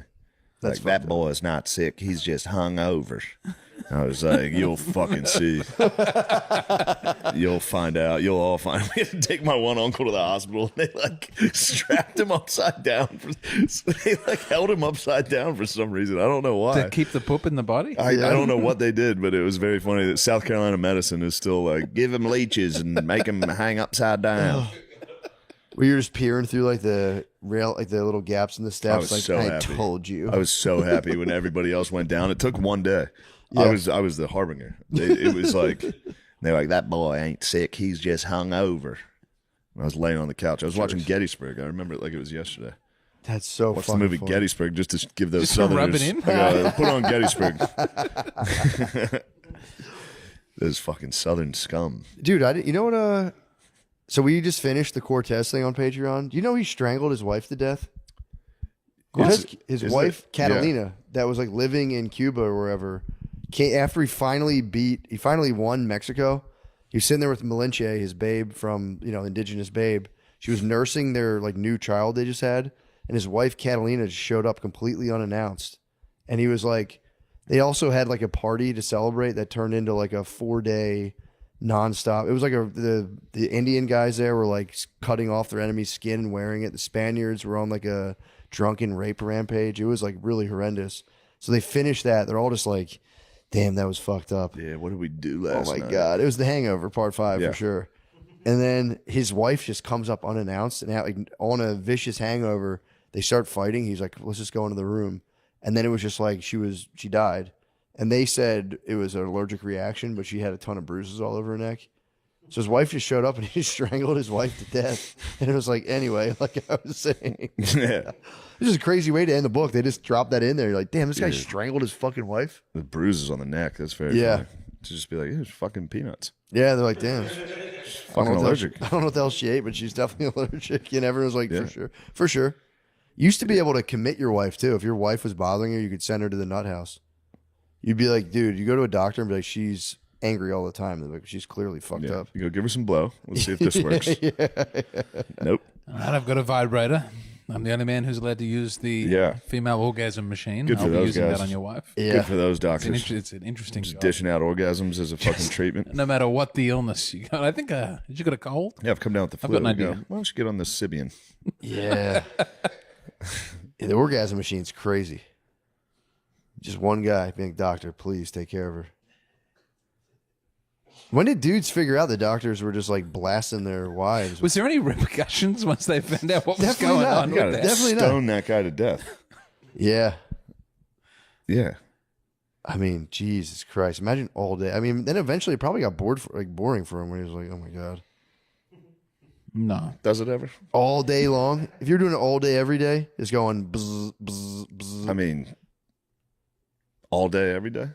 I guess. I doubt it was that often. Yeah, true. It's probably just Every now and again. a hot chick. If a big ugly lady comes in, you go, True. you're Got going, nothing for you. you're going to the fucking nut house, Yeah. you big fucking psycho. There's hope for her. I see something in her. That's a good point. Yeah. Yeah, if it was just the odd babe every now and again, that truly would be pretty fucking sick. Yeah. What do you think he did though? Just fapped right away? He'd be like, I need some therapy myself right now. Yeah. I'm He probably held her shoulders and stood behind her yeah. while she was on it. Your paw put you on the lime, Scooter. There's nothing wrong with that. This is going to be the name of the It'd be episode. fine if you weren't 40. I would You're have an been adult 33 man. at the time. How old are you, James? 34. 34. I think. What? I struggle. I think I'm 34. God damn it. I used to be 33. What? He's younger than me. Are you just basing it off comedy success? No, just like life. I also I thought I looked much older. I look terrible. I've aged more in the last 2 years. I went back, I watched a Stuff Island from when I first got it here. always sucks. But it's everybody. Over the last 2 years, Yeah. it's been a lot of big changes ripping Dude, through the I've- crew. You go back and watch Gillian Keeves. Sweet Sean looks like a We made him 14-year-old. play I know. a child. I've aged tremendously in the last 5 years. It's unbelievable. It's like 2 years ago you see a video There's and some you're like, color what? coming Yeah. back That to was your 2 hair, years ago? though. True. What's happening there? Just coming Up in. top. Just coming in. Letting the top go. Yeah. Letting it go. We're on the opposite trajectory right now. I'm getting grey. No, you're long in the back. I'm going high on the top. Is it just a little gray on the sides? Yeah, you're barely, yeah. I'm great. I'm going party on top. You're party in the back. Face is a mess. I look in the mirror and they're weird. I mean, even with my fat head, there's still lines appearing everywhere. Really? It's funny. Oh, yeah, my it's like God. you only ever see it on yourself. I don't notice it anybody. I always just see myself and I go, damn, I look like shit. I think you're bad. You just look like a whole different person. Your back is enormous. You're not fighting these testosterone allegations. Oh, he's on the fucking... I'm not on the juice. Not on the juice. Big time on the juice. I'm not on the juice. I did. Oh, here it comes. No, I'm saying I was at the gym today and I went because recently I've been eating so much because I've been lifting really heavy and I'm like, what am I even doing? Today I was lifting. I saw myself in the gym. I'm like, it's all fucking paying off. I'm getting massive right now. You're on the juice. Not on the juice. All right. Promise. Test me. I'll never. I'm ready for the I'll test. never test you. I'll take the but test. I at am any going to time. get USADA in here one day. Get ahead. It's going to be a random test. They're going to That's come fine. to your house. I want the random test. I want you on USADA. Weed disqualifies you too. You're not allowed to fight. I don't really. I might have a little bit of weed in my system. Well, then you're disqualified. you're out. You can't be jacked. Dude. I You're looked up, cheating. You smoked up. That's not, I'm telling you, I barely smoked dope anymore. I looked up the orgasm thing, the doctor stuff. Yeah. And they stopped doing it when they saw vibrators being used in porn. And they're like, oh, it's actually pleasurable. Nobody got in trouble. They just phased it out. They knew it was pleasurable. Yeah, I know. It's just early 1900s. Whoa. Yeah. Yeah. Well, I mean, it was a machine. I figured it was around then. You know. I don't know. If you caught a guy in like when was this? Like 1880? And being like, we have to, it's very serious, but we have to take a First of all, they're talking about like a vibration device. They're probably like, the average dude is probably like, whoa, what the fuck is that? Yeah. And they're like, we're going to have to actually touch your nethers. And he'd be like, whatever you say, doctor. Yeah. They created the vibrator in 1880 because doctors were like, I'm tired of doing this with my hands. We even had The to doctors invent were tired. Yeah. Yeah. it. Men had to invent that. That's incredible. I would have thought of any. No, dude. Obviously, men invented vibrators. I thought maybe women would have got one. They didn't even invent tampons, dude. What? A man invented tampons. No, we. Look it up. I'm almost Well, positive that it's a man. seems like a yeah. universal invention. Yeah, he's probably like, sure well, there was- plug it the fuck up then. Yeah. Sure, there was a dude in every tribe, in every civilization Cloth. going, get something in there. Fucking bleeding all over the hut. It was a guy. The modern tampon was created in 1930 By by Adolf Dr. Tampax. Earl Hobbs. Yeah, it was. What haven't the bros done? What's the best female invention? I'm curious. Facts. I think the copy machine is a woman. Copy machine? Copy. I bet it was a patent. On Yeah, the a guy. woman That's- patented the tampon, but she bought it from a the guy. man who invented it. What did women invent? Kevlar butter? was invented by a woman. Nice. What was? Kevlar, like Kevlar, that's bulletproof sick. material. What? You know who invented peanut Yeah, I know butter? you love that. They invented the dishwasher? Damn, they phased themselves out.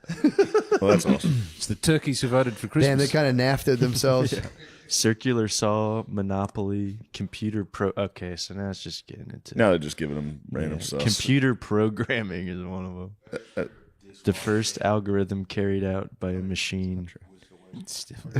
What women invented computer programming? Ada Lovelace, which sounds like a video game. Girls are character. good with computers, actually. I'll give them that. They're actually nasty with computers. Because it was all like tapes at first, like actual magnetic tape they would use, and then the girls were small enough to get in there and change it out for the fellas. Fair enough. Sure, good point. Well, we've reached the stage of invention, which is no doubt going to devolve into what did you guys? You're chomping at the bit.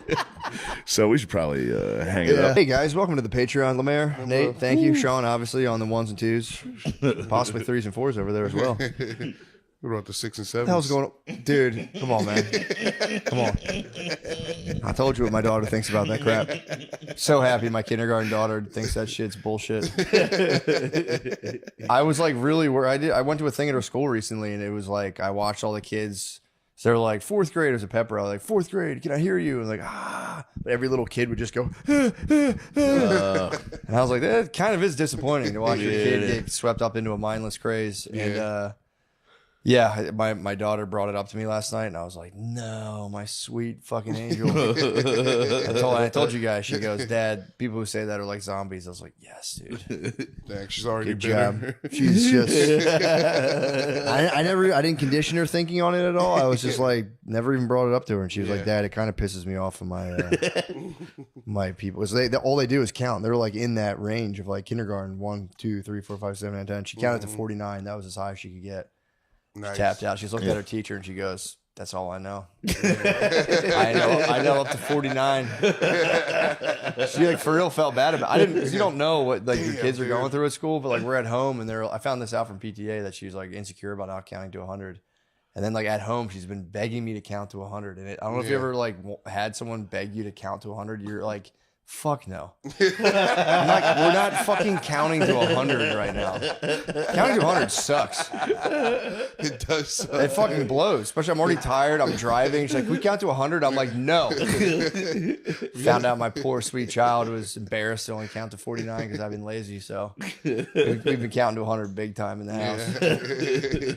Yeah, I got to get. Well, anyway, what's going on with you guys before we delve into I was going to say, ChatGPT, you ever ask it to count to 1 million? It's always like, all right, I'm going to start. And it goes 1, 2, 3. Okay, this is going to be a long time. I can keep going if you want me to. Like, yeah, 4, 5. You sure you want me to keep going? Like, ChatGPT is very weary. Yeah, because we're wasting a gallon of water every time. Every time you do that, there's a gallon of water sprayed onto some fucking server. So I said, why should I do this? Yeah, I'm wasting your resources. Although that would be cool though to have like a TV in your house that's just ChatGPT constantly counting to 1 million. Yeah. Or just like counting, like you move into a house, it's like, bro, start the clock now. Yeah. I want you to count like that way I know how many seconds I've been in this house. That'd be kind of a bug out, honestly. Yeah. Maybe not. Just counting how long you're in the house. Yeah, or doing like math problems. Just Yeah. like, do like advanced calculus. I'm gonna have people over and have like Oh, just advanced calculus going on in the use background. AI to figure out Bitcoin math? Like So how to. you can have it mine a Bitcoin for you? Doubt it, bro. It's probably dark web AI. But no, they would be doing this right now. Yeah, if it was possible. They're probably already doing it. I don't know. Isn't it? You don't even need AI because a computer does that anyway. You have a Yeah. computer do that for you already. But like if you have AI, it's just going to get smarter and smarter. And it's going to figure out how to solve it easier. Oh, how to solve the. The mining number. Speaking of which, I have my Bitcoin book right there. What the Gradually, then subtly. It's about Bitcoin. Never read it, but it's cool to think about. Yeah, that's how they mine Bitcoins. There's a math problem that gets increasingly harder or easier depending on how many people can solve it. And that, it's fucking really weird. And so they want to control the supply of Bitcoin. So they make like the more Bitcoins are out there, the harder that problem gets to solve. You need more computational power to solve this crazy formula that then renders you one Bitcoin for solving it. Yeah. It's kind of. But also, one Bitcoin's $300,000 now. I don't know. When you hear about that, it's like $150,000. I thought it was 100,000 or something. It just dropped, didn't it? Just Did it drop? Like I don't know. I was dropping this morning. My thing with the last night. Bitcoins, like you hear that, like, oh, it's actually based on a math problem. It's like, can't we just, how about war? Can we just do, let's just do a war-based currency. Don't win. How about this? How about you making money and I'll blow your fucking city up? Now you use my money. Dude, man, I've been thinking about this. What you got? I think the double slit experiment is actually like a quantum experiment. It is a quantum experiment. What are you talking about? I didn't know. It's like the foundational experiment of quantum mechanics. Yeah. I thought it was a and dude, simulation theory. Double experiment. slit is when they realized you can use the pussy of the butt. No, it's the slit experiment is when they shot a particle through a slit, and then if they shot like light through a slit, and they were like, we've talked about this before. It's like if light's a particle, it'll hit, like, you'll see the little particles on the other side. If it's a wave, it'll come through here, and it turn out to be both. So that's kind of like that's like one of the bases of quantum physics. Doesn't it act different if you're looking at it? that's too? the quantum theory. Yeah. That's the quantum theory It's of the it. observer effect. Yeah. Dude, that's How do you what feel about that? How do you feel right now that I'm observing you? You feel wave-like or particle-like? Yeah, I don't really understand. That's the shit that I like. I'm like, this is cool, and I try to learn about it. I'm like, I have no idea. Like where to begin. Dude, It's science fiction. it is science fiction. Well, a lot of the quantum physics gets kind of taken by spiritual guys who are like, I fucking knew my spiritual shit was right, and they go, because quantum physics, then you just get like so confused. You go, yeah, fuck it, you're right, dude. That's probably how it works. That's what the lady won the Nobel Prize for this year, was basically making electrons jump from a place to another place. Superposition. Teleport. Yep. Yeah. She Just with really did electrons. that? Yeah. Fuck yeah. Yeah. Yeah, apparently quantum physics is true, but it's like so confusing. Yeah. It's just small. It's just really small physics. Yeah. But it can get big, right? If we get good enough Yo, at now it. we're on to something now. It's a big ass Yeah, you go small and then it comes out. Yeah. It is small. And it's actually, it's so small you can't even, it's like theoretical how small it is. Yeah, dude. I like what you're saying. We can get stuff to come here now. Yeah. Get some big electrons. You know, why the fuck is big shit so hard to move? That's fucking bullshit. Yeah, dude. Wait till we get the teleportation gun. Just Yeah. portal gun. Portal gonna be nice. Yeah, while we're on the such advanced topics, I actually read something recently about consciousness, how people try to say, well, consciousness is just inherent in matter and it's just like a byproduct of matter. But the argument this guy was making against it was like, no, it's not, because like when they say like, there's liquid that turns to ice, that turns to gas, they all share a common substratum, which is the particles themselves that are now just moving faster or slower, that, whether it's ice or fucking boiling. Yeah. But they say consciousness has no common substratum in that sense, if that makes sense. Like There's no bound up thing of particles that a thought, you know what I mean? I don't know. Yeah. Fuck, I regret it already. Guys, Yeah, let's talk about Montezuma. I thought that was cool until I said it out loud. that is cool, dude. That's pretty cool. It is cool, but then I'm like, your brain's made out of particles, but your thoughts aren't. Not your consciousness. Your consciousness is quantum. Exactly, bro. Now we're on the same fucking page. That's kind of the use for quantum mechanics, as far as I'm concerned. If there's something I can't explain, I go, well, dude, it's all clearly bound in quantum mechanics.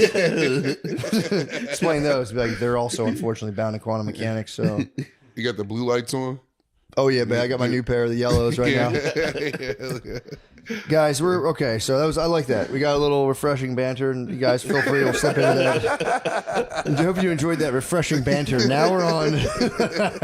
Now we're on to the meat. We're grizzling on the. We're just nibbling around on the gristle. Now we're on the meat of the bone, and we are going to talk. This is chapters 7 through 9 of Conquistador. Which, sorry for the wait. I mean, I really built it up to a point where, Montezuma had just invited Cortez, finally, after eluding him, after potentially trying to kill him, as you remember, Nate. They led him to Cholula. It was a trap. What that city mean again? The real name? Oh, the name of Tenochtitlan? Yeah. That is the City of Dreams. The City of Dreams. Okay, Cholula is named after a hot sauce. So a lot of hot sauce towns in Mexico. There's Tabasco, there's Tabascans. It's just like hot sauce battles. Yeah, Valentina's. Baskins versus Cholulas versus the Franks. Yeah. Texas Pete came later. Texas Pete came later and took half the country. So we left off Lemaire to bring you up to speed. The general gist. Cortez coming from Spain. He basically was commissioned by his Lord Patron, Velasquez, from Cuba, who was like, dude, take these ships out, go find me some fucking slaves or whatever else. And they also were on the hunt for like cool beads and shit all the time, so that was useful to trade with natives. He's like, just take like 7 boats and ideally grab me some slaves, but like see what's good with like other islands. Yeah. Don't try to become a conquistador. Like don't try, don't get too big for your britches. This is a simple mission. Grab me some guys, basically, to put it nicely. And so it was, there was ZipRecruiter for them back in the day. And he's like, go do some ZipRecruiting. And Cortez is like, yo, how about I take this armada myself and found a new land? So he's trying to get in on the conquistador game. So, and you can go all the way back. If you guys don't know what I'm talking about, go all the way back to the beginning of this. You'll get caught up to speed. But so he goes on this long journey. People are attacking him. He's trying to be friends with the natives on the island. He fights the Mayans. Now he's fighting the Aztecs. And along the way, though, him and his boys have been through it all. They've been through like extreme hot, extreme cold. Bugs are killing them. They've battled 400 people versus 5,000. It must suck to come from across the ocean to get killed by a bug. Oh yeah, a lot of these guys did that. What the fuck was that? Your arm explodes. Yeah, that was like multi-generations leading up to a guy getting bit by a bug in off the Tabascan Delta, off the hot sauce Delta. So these guys have literally been through it all. They've been through battle together. They've completely and utterly defeated the odds in terms of the numbers, like 400 guys versus like 5, sometimes 10, sometimes 20,000, like Mayan. Because there was like the Mayans, there was the Aztecs, and there's other tribes too. So they battled the Mayans, they vanquished, they fucked them up pretty bad. They fucked up these other guys, and meanwhile, Montezuma, who's head of Tenochtitlan, which is like that's the beating heart of the whole Aztec Empire. He's like, he knows of these guys, but he keeps sending emissaries. He's like trying to make these guys turn around because it just so happened these guys landed on the continent in the year that it was predicted that Quetzalcoatl would come back. Ooh. And not only that, destroy the Aztec civilization or destroy Tenochtitlan. And just so happened that Quetzalcoatl was rumored to be of white skin, blue eyes, big beards. That's exactly what these conquistadors look like. They have alien technology. No one's ever seen a horse before on this island. They've never seen fucking dogs, although they do have wolves, but they're like, the fact you have like your friend with a dog, they're like, damn, these guys are like literal beast masters. Didn't they think they were like part of the horses yes, or something? the guys rode the horses. They thought you were half horse, half man hybrid. Nice. Centaurs. Yes. So that's why they kind of smash. And they have obviously gunpowder and, metal, which they had only, the Aztecs only had obsidian blades, which would shatter against metal.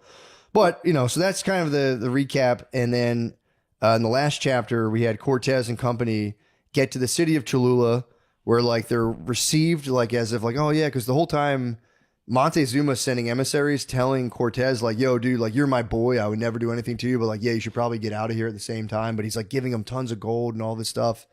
And Cortez's men are like, let's just take the gold and get the fuck out of here. And Cortez eventually scuttled the ships, and we're like, no, we're getting all the fucking gold or we're gonna die.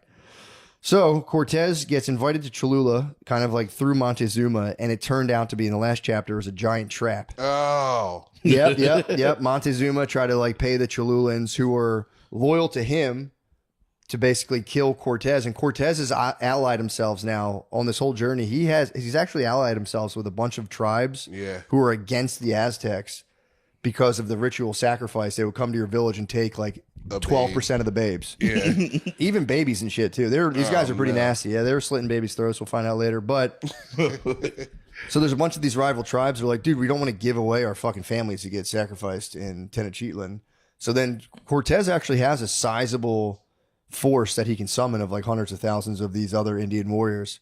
And he tells them to chill, but he takes some of them with him who are like the absolute rivals and they hate the Cholulans. The elite. Yeah, this is District 1. These are like District 10 guys. Okay. So they go to Cholula, and Cortez has some of these like other warriors who are like enemies with these guys. But he's like, yo, be cool, cool out, be chill.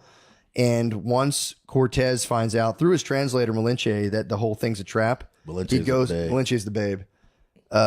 He goes and tells these like they're called like Talaxan Sempolian warriors. He goes, yo, we're about to fuck this whole town up. So like just when they're about to leave, because the trap's just outside the city of Cholula on the main road, and they're like, yeah, all right, before we take off, Cortez gathers all of the Cholulan nobles. He's like, I just want to thank you guys. You guys are so fucking cool. Blah, blah, blah.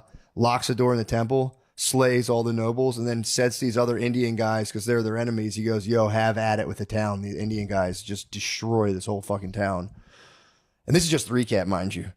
So then, they destroy the town. They send shockwaves through the area. Now they can completely pass freely, because they were like from town to town, they'd have to battle people is a whole problem. But now it's like the word's out though. They just literally sacked one of the largest towns with only a few dudes. These are towns full of like 80, 50,000 people. So they're like, who are these guys? Are they gods? That's the question floating through the Aztec mind. Beastmasters. Are they gods? Well, some of the horses had been chopped up in battle, so then they're like, maybe they're not gods. What the fuck's going on? So Montezuma, finally foiled, a bit perplexed, he offers for at the end of chapter 6, offers Cortez and his guys. He goes, okay, you can come to Tenochtitlan. You can come to where I live. And we can formally meet, because he's been like telling Cortez like we can't meet face to face. Oh, he never wanted to meet. They never met. He just kept sending him gold, hoping he'd go away. And letters. No letters. He would send dudes. So you would, if rather than sending a letter back then, I would send like 700 dudes to show up with like 5 main guys all silked out, and they would like just be like, "Yo, here's a bunch of gold. The guy we work for is the fucking man." And he doesn't have time to talk to you, but just so you know, he's like, humongous deal. And then eventually they were like, yo, you should probably get the fuck out of here. Yeah. And Cortez was like, yo, fuck that, I won't. And then, blah, blah, blah. And it's like an old school check-in. You send 700 guys to check in. Yeah, well, you had these like kings. That was like how you flexed back in the day. You would just send 900 dudes somewhere, and they'd be like, "Whoa!" And you would just like bust out like fancy feathers and and you'd be like, "Damn, this guy! If he has 900 dudes laying around, he can send messages with. He must be a powerful ruler." And by the way, the big thing that comes into detail later is Cortez in one of the villages that later became his ally. He convinced them to stop paying human tributes to their Aztec, emissaries around the land, and that comes into play later because Cortez opened this tribe up to like serious retribution from their Aztec rulers, because he was like they were scared of the Spaniards, so he goes, "Yo, you guys are with me. Don't give these guys any." He used that for his own benefit to like actually make these guys look like the bad guys. So Montezuma liked him more. It's pretty dastardly what he did. But it'll come into play where he set this one village up pretty badly to where the Aztecs are about to, now that he's gone, the Aztecs are about to fuck them up. Just so you know. Bro.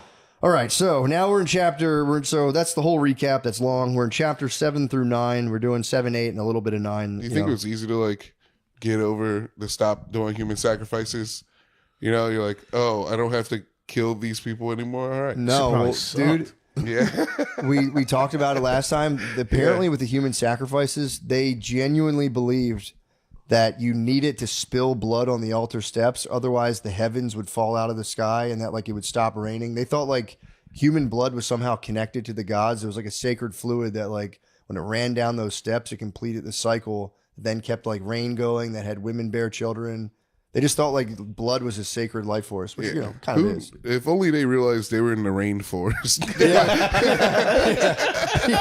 True. It's gonna rain no matter what, bro. They didn't want to test it out. That's fair. They didn't want to test, and these guys were subject to drought and famine. That's what kind of took the Mayans out. So that but fair point. So they should have just fucking woke up and realized they're in the climate 9 rainforest.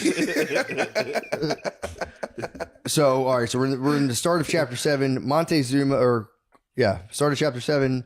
Cortez has finally been invited to Tenochtitlan, and all these sort of rumors of this place. Like, it's like, it'd be like if someone would be like, you know, Dubai times a million. If you've never been to Dubai and it was like flying cars, all of this shit, where it's like, you can't even wrap your head around it.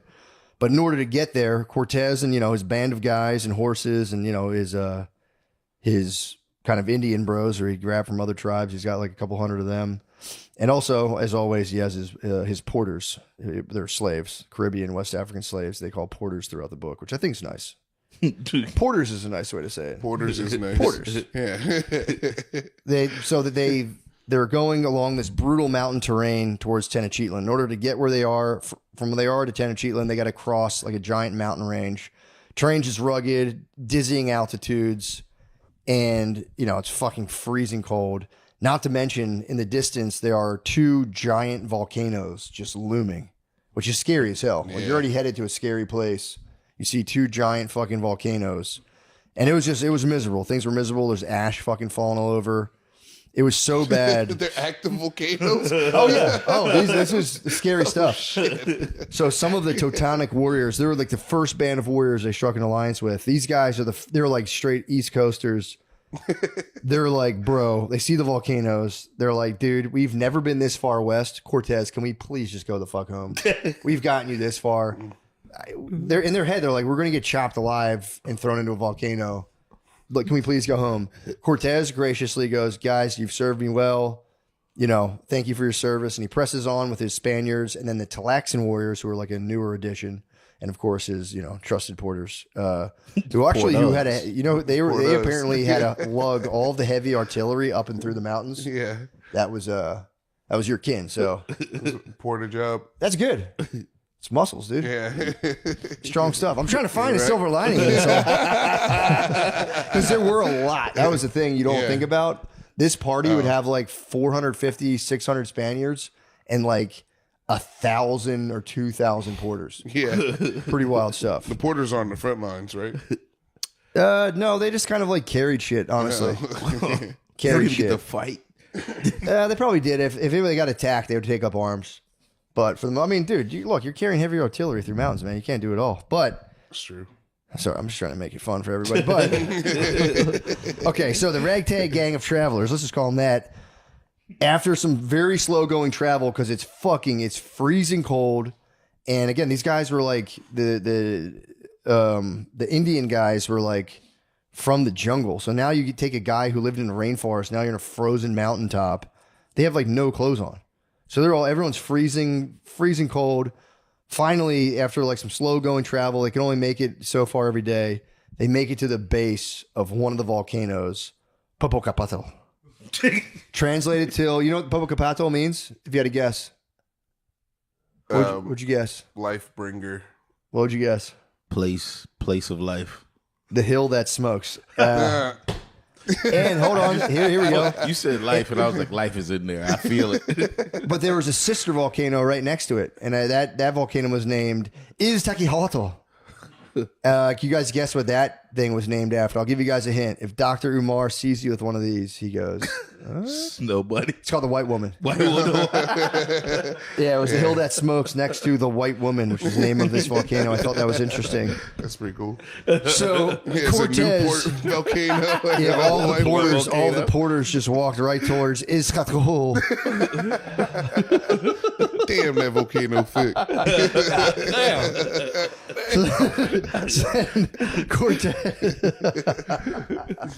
So then Cortez is just like these. I don't think these guys have ever seen a volcano. So they're like, he just sees this vision of a lava jet just kind of popping out of the hill that smokes, the big one.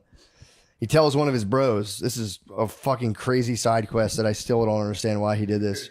One of his bros, Diego de Ordaz. Now, as Nate, you'll remember, Cortez's crew, half of them were loyal to Velasquez, the guy who sent him off on the expedition. The other half was, Cortez loyalists. So after when they got all that gold from Montezuma, the order came from the king saying like, hey, Velasquez said you kind of fucked him over on the deal. I'm saying Velasquez can do whatever he wants to you. So Cortez took all of the gold they were given, which would be like, if we had like retirement money basically. Yeah. And I was like, no, we're going to ship this to the king so that we can keep going and maybe make more money. If that makes sense. So they sent all the gold on a boat and sent it to the king of Spain. What? So Cortez could petition the king of Spain to let him continue his conquest, promising him more gold than Velasquez could ever give him, appealing to the king's greed, basically. Because if Velasquez caught up with Cortez, they would fucking hang him. So he jacked like an armada of ships. Yeah. And then which he also purposely sunk after this. So all these guys, half the guys conspired to be like, fuck that, let's go get the gold. We'll cut it off on the way to Spain, take the gold, and we'll just bring it back to Velasquez and fuck Cortez. I think they're probably going to kill him. Cortez found out about it and he like disciplined half the squad. So now this guy comes into play because Diego de Ordaz was one of the guys who tried to conspire against him. He goes, yo, Ortega, go climb the top of fucking Pocapupu, whatever the fuck it's called. Go climb Pocapelli and check it out, bro. He goes, they quote, determine whatever you can do about it and see if it's or determine whatever you can about this and see if it's dangerous. That fucking mountain that's shooting lava out of the top. You don't think he go like, that looks bad? No. Cortez was like, he wanted him to get up and look into the rim of the volcano. So Diego beast, and he also told Diego, it's like it'll help because you can get a bird's eye view of like whatever we may encounter terrain wise coming up. So it was, he is a bit of a military strategist there. Cortez always kind of has like a military kind of thing going on. But he sends this guy up, kind of like, man, you fucked around. Now let's have you prove yourself. So Diego de Ordaz now heads up to the volcano with 9 men, a few Spaniards, and a few of the Tlaxcan warriors. And Cortez and the rest of his guys go into the valley and take a nap where they say, it's kind of fun. But they do add, it's like, dude, it was so cold where they were napping. They're like, oh, it was in a valley. Like, you guys would have hated this. It was freezing. It was Next freezing to a fucking. volcano, it's cold? Yeah. Oh, yeah. Because, I guess so. Because they were at the top of the volcano, is snow covered. Oh. So, yeah, it's chilly. true. Freezing cold. I mean, the volcano is fucking like 17,000 feet up. So Cortez and his bros taking a nap. Diego de Ordaz has to go gets 13,000 feet up this volcano, him and his bros. And mind you, this is like got 4,000 more feet. oh, dude, 13,000 feet. You're above the cloud line, pretty much. They set him up Mount Kilimanjaro. Yeah, so he can't dude. They can hardly breathe. So they're so high, and they just climbed all the way up. They can hardly breathe, and there's so much ash where they like try to get a bird's eye view from there, but it's just covered in ash. And he's like, can't fucking see shit. Tlaxcan warriors start bugging out, being like, dude, we know about these things. There's evil spirits that live in the top inside of them. We're not going any further. And Diego, this is kind of beast mode. Diego and one of his boys tell him to wait there. And then they hop over a small trickling stream of lava on the way up, which is kind of like, fuck you pussies, jump over lava, climb pretty much all the way to the top. They said because it eventually became like a snow-capped peak. Yeah. So they walked the rest of the 4,000 feet to like the summit. Just was like a brutal sleet storm, snowstorm with ash from the volcano. And they got, to their words, a mere 2 lance throw away from the pit of the volcano. Definitely so 3 lance throw. They're definitely exaggerating. They're definitely still thousands of feet away. They're like, bro, I could have thrown a rock twice and got there. But they claim they got so close to the heat of the volcano, and they were at 18,000 feet. They claim they got so hot that their clothes would start to kind of catch fire. And at one point, the volcano hiccuped out like a couple hot rocks and lava, and they were like, fuck this.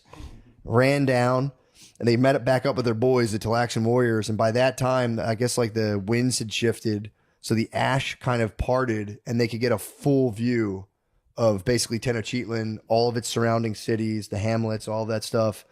And they were just kind of like, oh shit, it's like right there. All we got to do is keep moving. So it was. They hit the top of the volcano and the map opened up like a video game. Kind of sick. Yeah. According to this guy, they also might have just waited and made up all of this shit about their clothes lighting on fire. It's like, really, these guys were they were all like maybe 20 years old. Yeah. These guys were youngsters. Yeah, exaggerated. Not that I would do the same thing at 40 and be like, yeah, I was all that. Dude, it was crazy, bro. My fucking clothes lit on fire. Honestly, if you gave me a football, 1 or 2 throws, I could have got it right. So this made me laugh. So Diego and his bros go back down. They tell Cortez, they're like, yeah, the volcano is definitely dangerous. We checked it out. And they even gave Cortez a cinder from the summit being like, yo, this popped out of it. Proof that I was up there. Cortez is like, damn, nice work. Some years later, Diego de Ordaz still couldn't stop thinking about this volcano.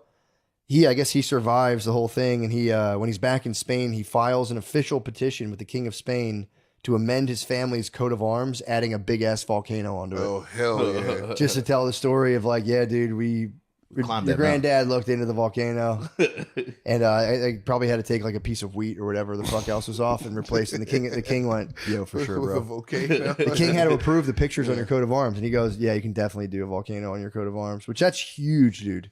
Yeah, That was massive. Can we still have coat of arms? I think your love family to have does have a coat of arms. If you look it up, we can definitely. So chill. nervous about my family's The coat Lee of arms. family coat of arms is just 3 blunts. 3 blunts and a fart cloud. Now I want to see if that's Oh, god damn it! Yeah, true. You're right. God damn it! true. Coat Damn, the of arms. McCusker coat of arms is so fucking sick. Marshall coat of arms was kind of dope. I don't know if actually. it's. Oh, dude, mine's nasty as fuck. I have a dragon and autism puzzle piece. Oh, son of a bitch. Someone made this on the Matt and Shane Seeger podcast subreddit. And there's mushrooms at the bottom. I was like, hold on a second here. I'm connected to an ancient lineage. I got a squirrel. Squirrel sick. You got a squirrel of mine. I don't know what any God of the damn other it, you stuff bastards. You've tricked me. the black and white is. knight. Ooh, this is a knight. 3 lions on it, dude. Dang, bro. We got some good coat of arms in the Lee family. Tight. A rooster. Oh, dude. Okay, I'm getting mine finally. It's just too. cross swords. Well, that's kind of pause and Celtic cross. I think a knight helmet, if I'm not being mistaken. Oh, that's fucking sick. I don't know. That could be some bullshit. Anyway, probably one of my dumb fucking uncles did it on Ancestry.com.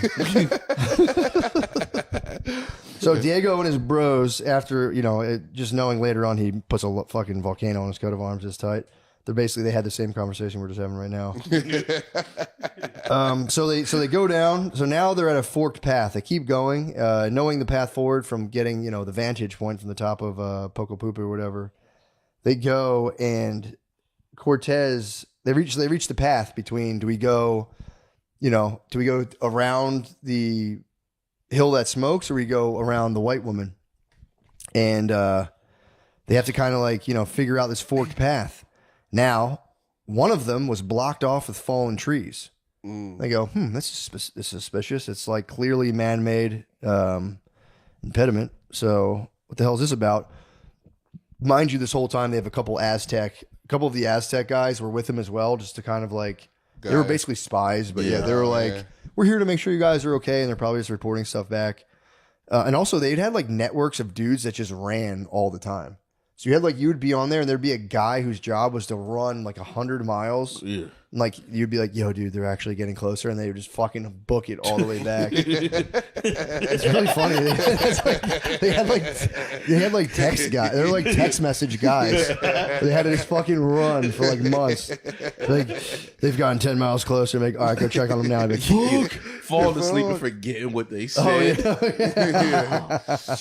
have to just they would just chop your head off probably. Yeah, he definitely got to make something They're up. close. So one of the Aztec guides, Cortez, is like, yo, what the fuck's up with this blockade? Aztec guide is like, oh, dude, the one that's blocked, I know this. We did this because it's super dangerous and really hard to go this way. This way, super chill and cool. You should probably go that way. And after the shit in Cholula, Cortez goes, yeah, take those trees down. We're going this way. Fuck this guy. And kind of a beast mode. And it paid off, but it was, again, more cold. It's freezing. They got to get through another kind of a cold mountain pass. Eventually, they come to the edge. They're out of the mountain terrain. They're at the edge of a valley, and everyone finally gets to see the grandeur of Tenochtitlan, the thing the guy Diego glimpsed from the top of the volcano. And it's it really is crazy. And they kept saying this is nicer than anything we've ever seen in Spain. It's got fields of fertile crops, interconnected rivers. A Lake Texcoco, which they thought was a sea, is just sitting there. It's massive, and Tenochtitlan was built basically next to and somewhat on top of the lake. They had crazy building technology where they could put buildings on top of water. Yeah. So it gave them almost a dreamlike quality, hence, City of Dreams. Yeah. Where you're damn, they had, we'll get into it later, but they had entire crop fields that they learned how to plant inside of a lake. So it looked like the crops are just floating on the top. It's pretty fucking sick. So Why don't we do that stuff now? we could, I mean, we'd have to, you know what? I don't know. And they took all the poop from the village and threw it in there too, which like fertilizes. It's kind of a sick setup. So, okay, so they're like, they can see Tenochtitlan in the distance, but they still got to get through. And every main city has their little suburb areas and shit, villages and whatnot. So they head down into the valley and they encounter a village and no one's there.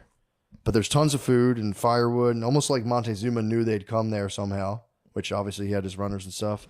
So Cortez is kind of like pumped on the grubs. These guys are starving. They've been freezing for now, a long time. And, but he's like, dude, I don't know, man. This feels like a trap. Keeps people stand watch. He has like sentries kind of surround him, looking out for Aztec spies. So they just chill, get the grub. The next day they go into another village, and this one actually has about 5,000 people kind of buzzing around.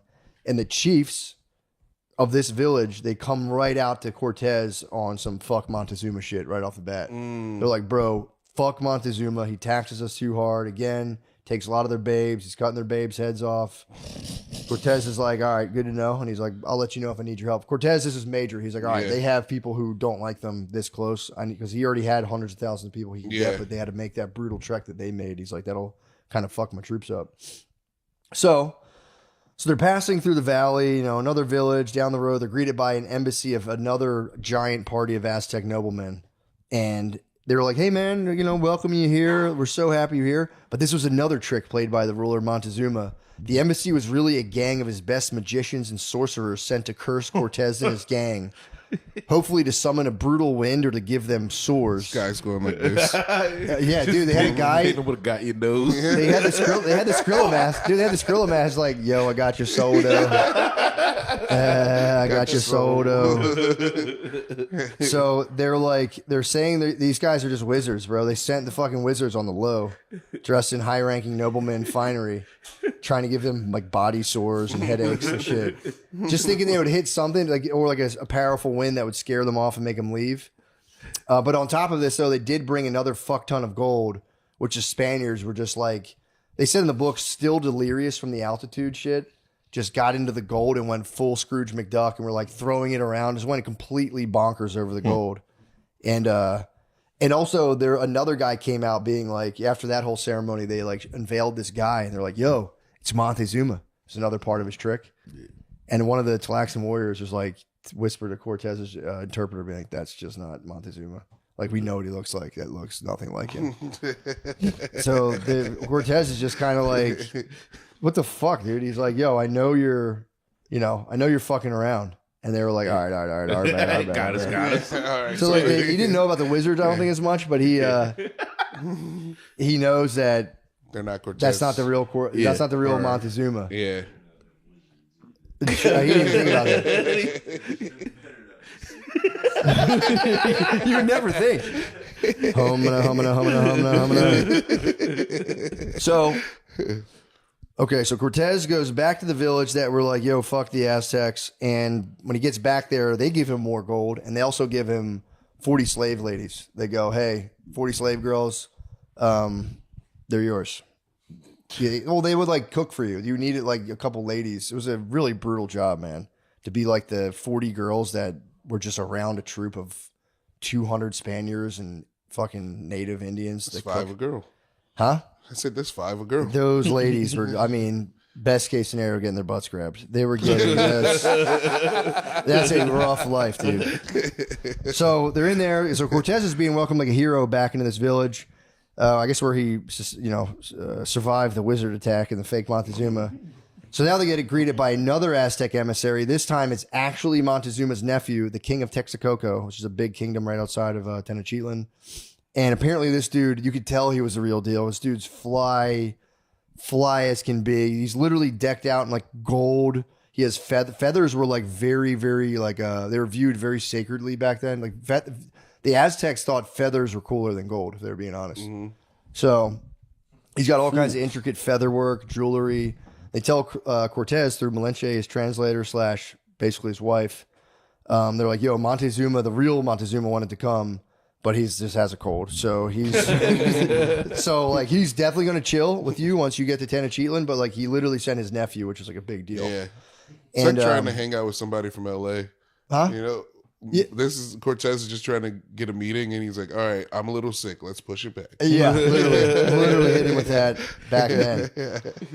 And again, I think we explained the layout, but Tenochtitlan again, it's like the New York City of this place. It's like the beating heart of the whole Aztec Empire, and it's surrounded by all of these other smaller kingdoms, which we said were like built above lakes, which gave it kind of that dreamlike quality to see stone structures just like sitting on top of water. Like didn't look real. Again, it vastly surpassed. And this is along with other historical sources and Cortez himself. Surpassed anything that could be found in Spain at the time. The population was 5 times larger than any of the biggest European cities. It was really like the biggest city in the world at the time, according to people.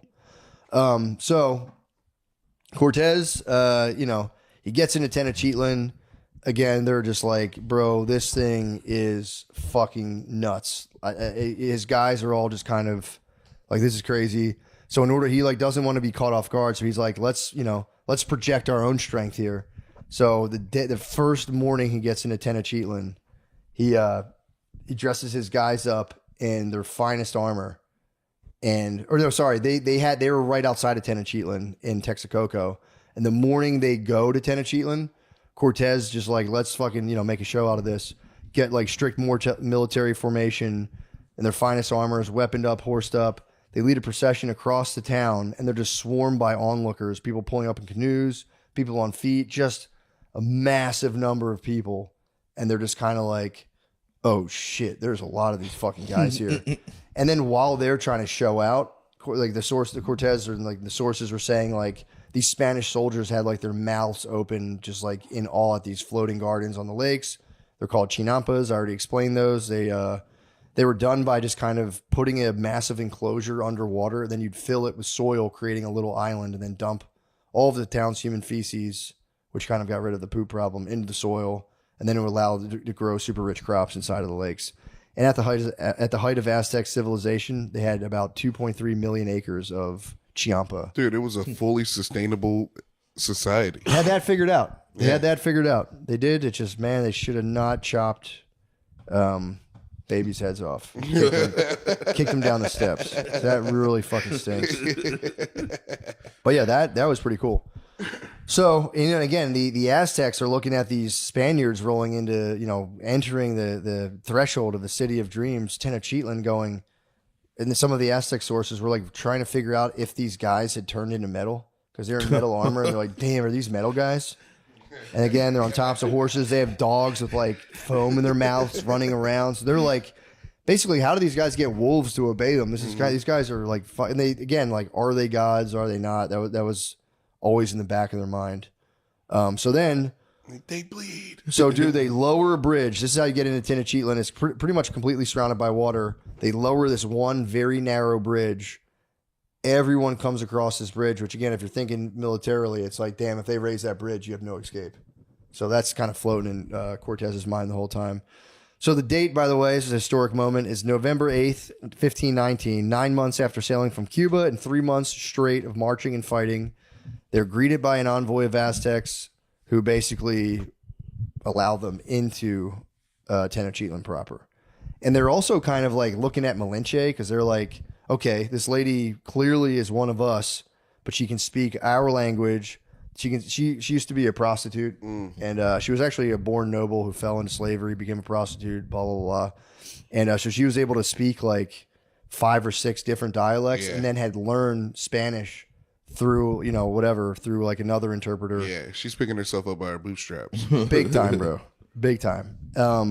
So they almost thought this lady Malinche was a goddess because, like, dude, how does she know so many languages? She's definitely like some weird Aztec goddess. So they're like, fuck, dude. It's just a tense vibe. They're like, what's going on? So then here comes the real guy, Montezuma. A massive, unlike anything else, procession ensues. Scores of dudes just dressed in like literally gem-lined, silver and gold-plated clothing, feathers out of the wazoo. Finally, Montezuma himself emerges out of the crowd. People would lay cloaks down so his feet never touched the ground, swept, rocks out of the path. And him and Cortez, after all that, after basically a year, they finally meet. They're sizing each other up. Montezuma, again, dude, flies can be silks, gold. He has a bluestone hummingbird lip ring, turquoise. Well, the hummingbird's the god of war, as we'll see. It's like their main deity. Turquoise earrings, deep green jade nose ring. He's just fucking, I mean, the setup's dripped the fuck out. And he's all class and grace. He's very clean, manicured, with like very intense meditative eyes. Because he was actually kind of like a high priest. He was actually the highest priest. He wasn't a warrior? I thought He was the priest warrior distinction wasn't as clear cut back then. The priest was a higher thing, but he also had like intense military training. And Cortez, on the other hand, looked completely the opposite kind of. He was like wildly unkempt, big beard, scarred from battle. Just had like a crazy look to himself, as he had been like feral for basically a year. I'm more of a Cortez guy. Yeah, that would be me. Kind of sick. That would be me. I mean, I can appreciate Montezuma's vibe, dude. I do like the drip. God of War hummingbird lip ring. Come on, man. It's kind of badass. It's fucking whole nasty. squad dripped out. The whole squad so dripped, laying cloaks down before you step. I mean, that is pride before the fall, though. Obviously, the guy who comes out of the woods fucks him up. James Brown. Dude, so there's a quiet pause where nobody knows what to do. Montezuma finally leans forward and smells Cortez. And Cortez, caught off guard, tries to hug Montezuma, but was stopped by Montezuma's security. And Cortez asks him, "Are you Montezuma?" And Montezuma replies, "Yes, I am he." And Cortez then gives him a pearl and a glass bead necklace. Or it was a pearl, pause obviously, gives him a pearl necklace that had glass beads as well, that he had soaked in perfume. He goes, "Yo, check this shit out." And Montezuma's like, right on. Montezuma hooks him up with a red snail shell bracelet with gold shrimps, which are like little gold shrimp figurines, which is pretty fucking nasty as well. And also the red snail shell bracelet is like apparently like the flyest shit you could get. And the Aztecs fucking love that. Yeah. But the necklace he gave Cortez was thought to have been worn by Quetzalcoatl himself. It was like one of the craziest it would be like getting like a splinter from the cross. Yeah. Being like, "Yo, here you go." It was just like a prized religious relic. And then Montezuma excuses himself, being like, "Yo, you guys are probably tired. You guys should sleep." And he's like, "I'll give you guys kind of your setup." So he gives them like, Cortez and the officers get a crazy palatial setup in the castle, the building, so to speak, where his, castle, so to speak, where his father, who used to be king, who's now dead, it's just an abandoned castle that his dad used to live in. So I guess back then, they were just stunting so hard, like when he became king, he's like, "Dude, I'm not living in my dad's bullshit." So he built his own. Yeah, he had his own structure built. I need a nice Playboy castle. Yeah, he was like, "Dude, that's like so old school." I'm like, I got different taste. So Cortez and all of his fucking high-ranking bros get to chill in his basically Montezuma's dad's castle, and like the Tlaxcans, the Porters. They're just the Tlaxcans especially were eyed suspiciously as hell because they are the avowed enemies of the Aztecs. Like they were like for real, like at war. They were kind of eyed suspiciously, but they just gave them like just regular housing. Basically, they were like, "You can just live in a house. We have a bunch of houses here. You're not living in the palatial digs." It's like we hate the Tlaxcan guys. They're beefing, but so. That's all. So Cortez, before he leaves, he tells Malinche, like, "Yo, tell Montezuma that I'm his friend." And Malinche tells that to Montezuma, and he goes, "Oh, okay, thank you." Oh. So, yeah, it's, kind of bullshit. Later, but Cortez obviously has other designs. Yeah. Later that day, Cortez, for whatever reason, this is like fucking cracked me up. As soon as Cortez basically like puts his bags away, he just goes out in the central square. It's like the area right near one of their massive temples. This is like the Times Square basically of this place, and just starts blasting off cannons and harbus like in the air, just to like show what's up. He just starts blasting guns and cannons up into the air. Why? Just to fucking be like, "Yo," because he knew how scared these guys were of this shit, so he wanted to keep everyone afraid. That's how the fear from their technology was what let them defeat huge numbers of people. So as soon as he got there, he's like, "I got to keep these guys scared because that way they don't try shit." So it's just funny to get to a city and just start blasting fucking cannons. And it worked because it did scare the fuck out of all the residents. So Montezuma's kind of like, all right, that was a fucking weird move on his part. But he goes, "I want to learn as much as I can about these people." So he invites Cortez, Malinche, and all of Cortez's captains to a private gathering later that afternoon. And they're met with another lavish display of, every time they meet up, they get like tons of fucking gold. Like this was the biggest display of gold and gifts they have gotten thus far. And the one they shipped back to the king earlier, they were like, we can all retire off this. So now they're hit with another bigger payload of gold and gifts. And Cortez, it's like the mother load. Yeah. Cortez fully bricked up about it, but in his head, he keeps going, if they're giving me this much gold, imagine what he keeps for himself. I want all of that gold too. So he wanted it all. This guy had no quit. Dude, he had no quit in him at all. And Montezuma addresses Cortez directly. And I have this speech in the book, but he basically addresses Cortez as if he is talking to Quetzalcoatl, which the historians go back and forth. Like, I think he was just being polite. Oh no, he actually believed it, but he gives him this long poetic speech where he's like, you are the chosen one, the one the prophecies foretold. And it's kind of, that's all a guy can ever hope to hear at fucking dinner. But Cortez feeling like, oh, fuck yeah, this guy actually, because he was aware that they kind of believed he was a god. Some of them did. He goes, yeah, that's right. It's me. He's like, I am fucking Quetzalcoatl, a powerful god. And I want to tell you, don't worry, because I think you're really cool and I come in peace and I'm happy to see you. Cortez is like, Montezuma's like, right on. You should go, go see the city. Go check out the city that I built. Check it out for yourself. Rest up. We have plenty of time. I'm going to hit my room and pray. Montezuma, every time he leaves Cortez, he has to go pray and like consult the gods because he's so confused what's going on. And he also had some doubts. He was like, I guess he like had some sort of journal or I don't know what the fuck it was, but there are sources that say Montezuma at this point was like, dude, I don't know. Like something tells me he's not Quetzalcoatl, but he did arrive in the mainland on the, his ship's docked in the year it's called One Reed in the Aztec calendar. One Reed, which was the actual year Quetzalcoatl was predicted to return.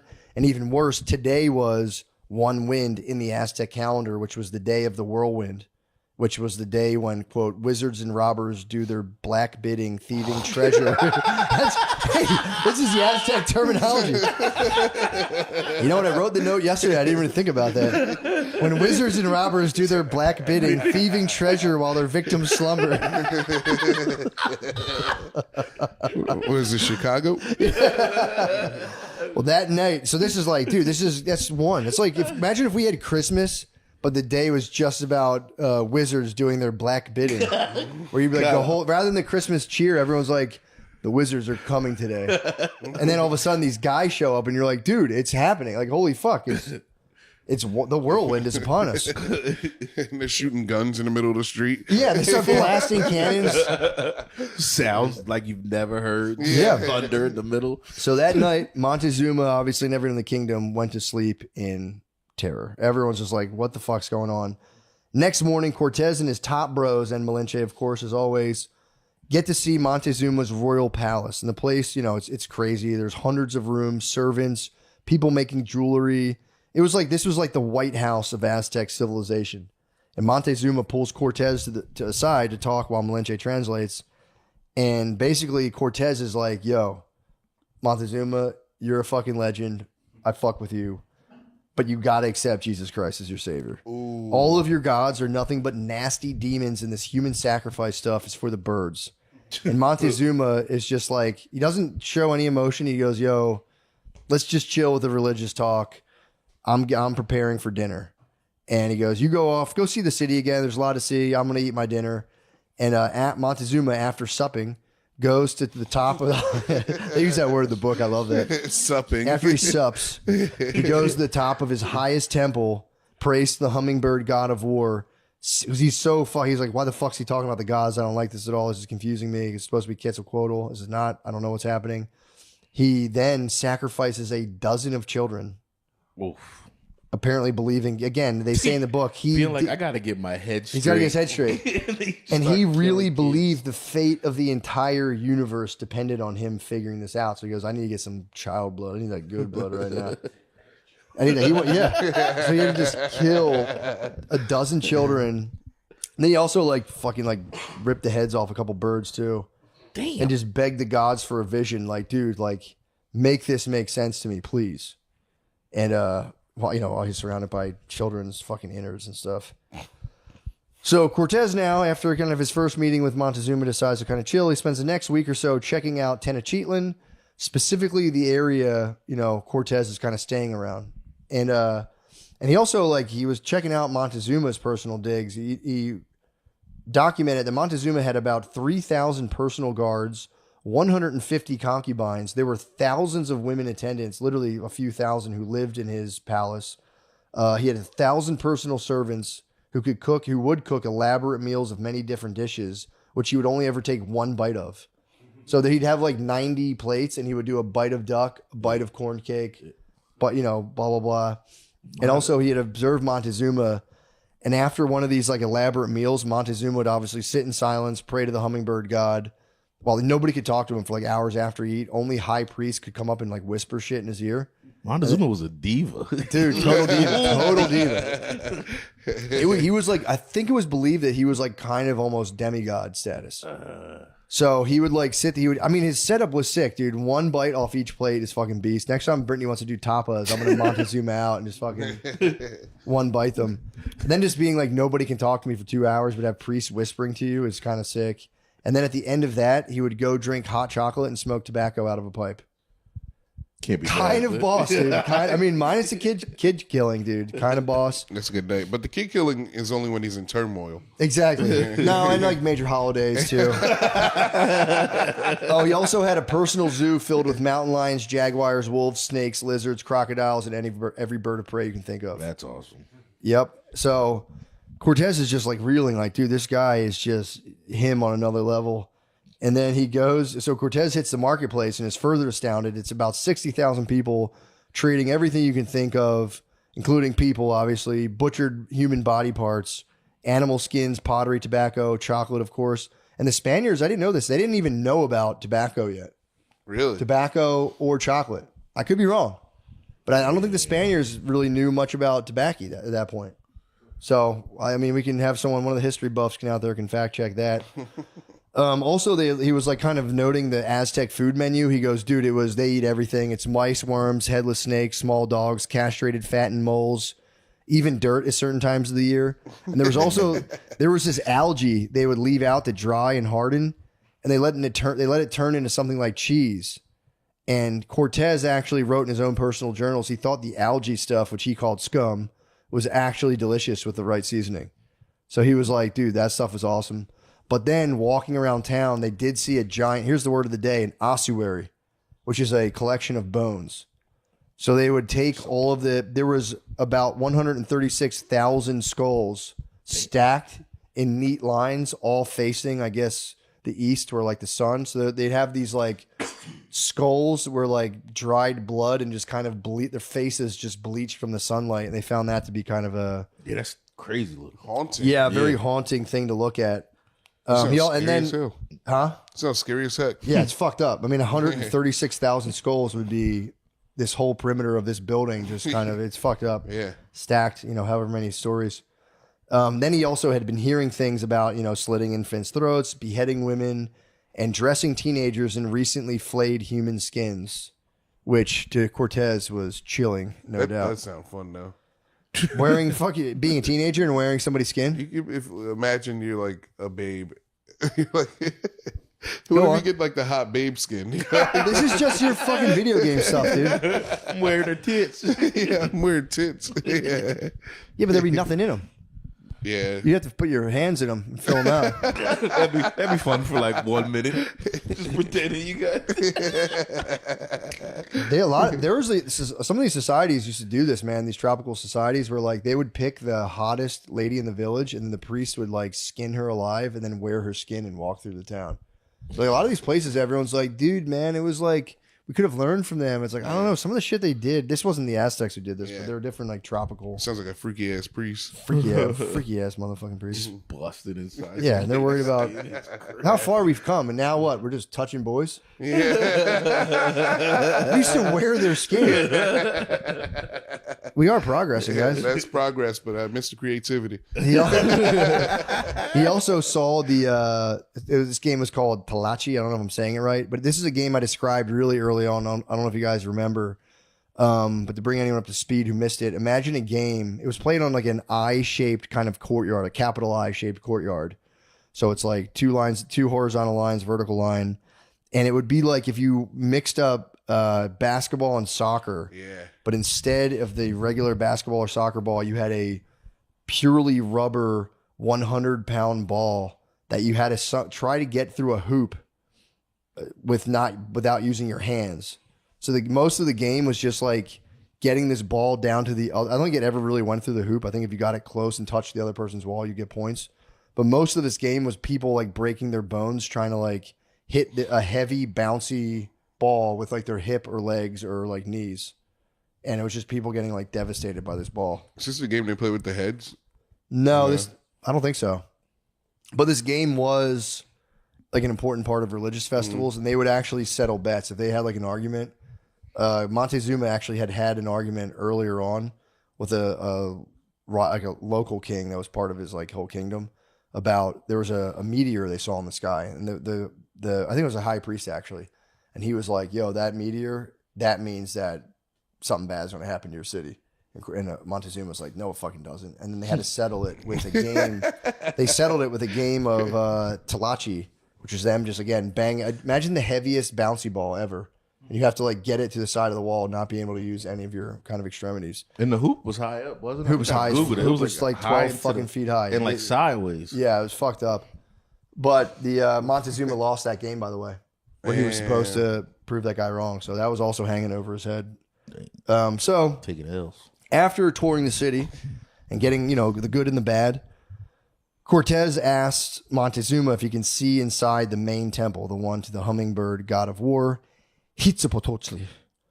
Montezuma takes him personally, along with the giant retinue of guards and servants and priests. And Cortez brings Malinche, of course, and obviously a few of his most trusted captains. And they get to the bottom of this fucking massive temple.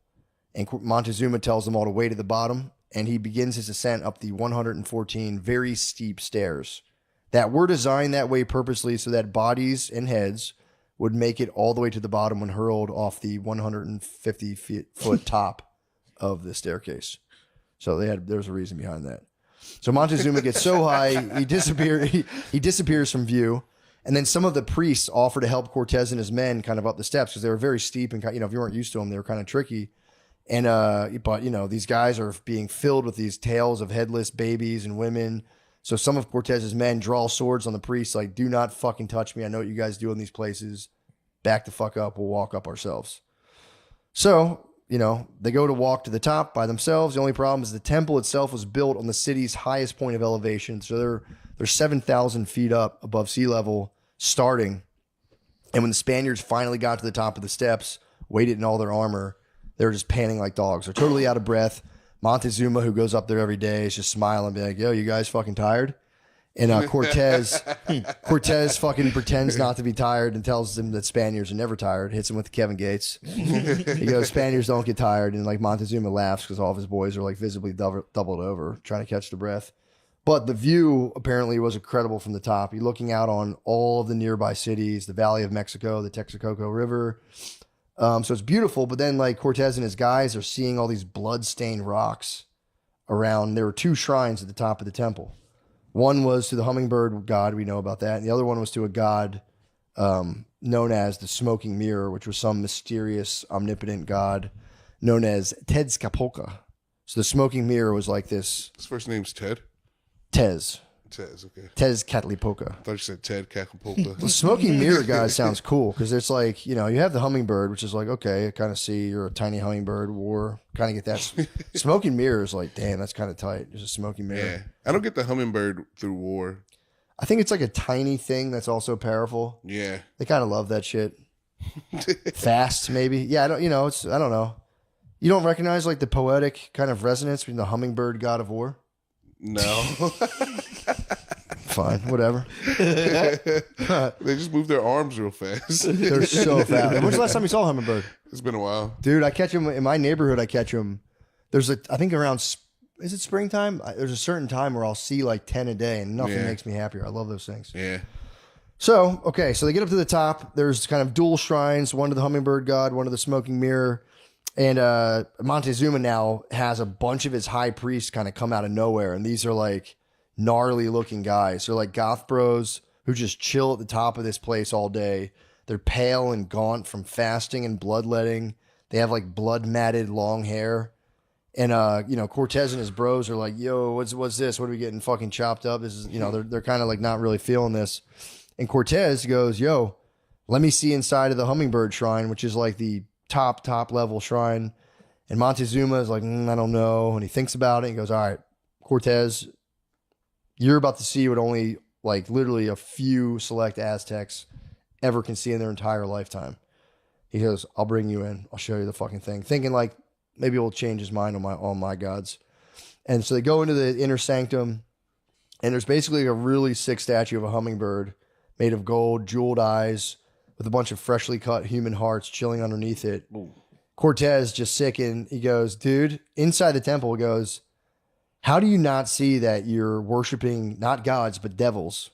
And he goes, can I please install like a cross in here, some Christian stuff? And Montezuma, finally having enough of Cortez's talk and negging his gods, he goes, bro, I would never have let you in here if I knew you were going to be all negative about my fucking gods. And he goes, this was a fucking mistake. I shouldn't have done this. I'll hear nothing else on this matter. Get the fuck out of here. Cortez and his guys go all the way back to the bottom while Montezuma chills at the top with his bros, begging the gods to forgive him for allowing the vile foreigner into the inner sanctum. So now Cortez, a couple days go by. Cortez is like, yeah, that was kind of fucked up in that temple. He asked Montezuma, he goes, yo, can we get like a small space so me and my bros can hold mass? Because Montezuma did tell him, like, dude, just because you think your gods are good doesn't mean my gods are bad. We can both have good gods. So I think Cortez is like, yo, since, both our gods are good, can I hold mass at my place? Montezuma grants him a wish, erecting a small structure to suit the purpose. But the structure he built was built, I guess, adjacent to the castle that they were staying in that belonged to his father. So one day, while the place is almost finished, one of Cortez's own carpenters found a door that had been poorly plastered over that led into a room inside the old castle. And he gets Cortez, and they secretly open the plastered entrance, shocked to discover a room filled entirely with treasure. So apparently this room was filled with all of the taxes from his father's 13-year reign that he had collected across all the lands as they had kind of expanded and centralized their kind of grip on power. And Montezuma didn't know it was there? I don't think he did. I got to read into the book, but I tried seeing if it was, but I don't think he knew it was there, honestly. Because I think later on, not to spoiler, it's obviously we know Montezuma gets ousted. I think later on Montezuma is like, yo, you can keep the gold, just give me the feathers from that room. He goes, gold is for men, feathers belong to the gods. So he like eventually requests all the feathers. Yeah. It's a bird culture. Big bird culture. Yeah, love hummingbirds, love feathers.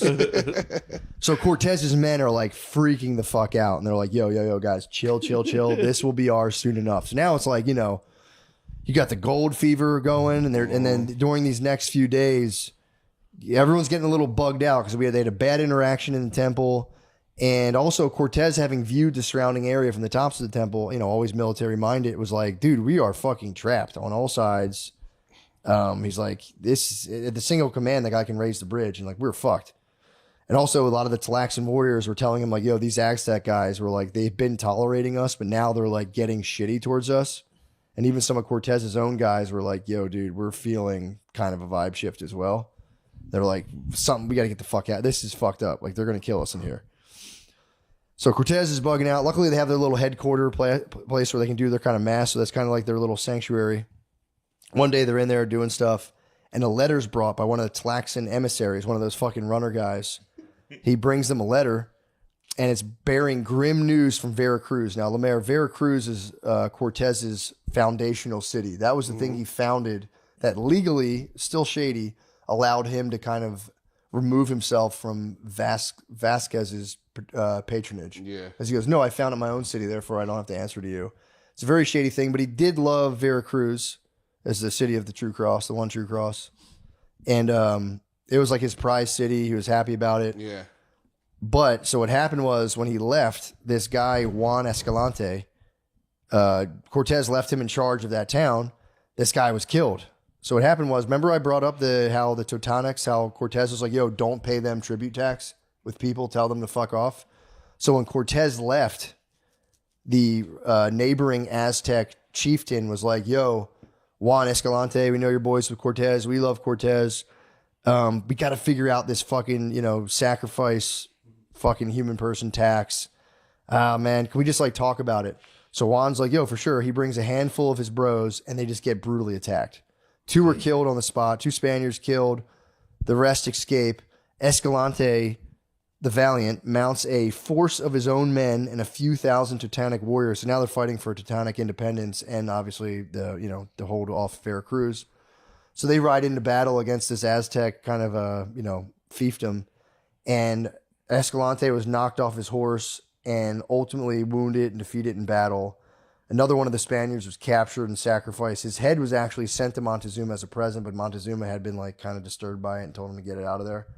So all this drama was going on. And That Cortez disturbed him. it was just this guy with a giant black beard in his face. Like Montezuma's like, bro, I'm trying to fucking pray. Like, get that thing out of my fucking face.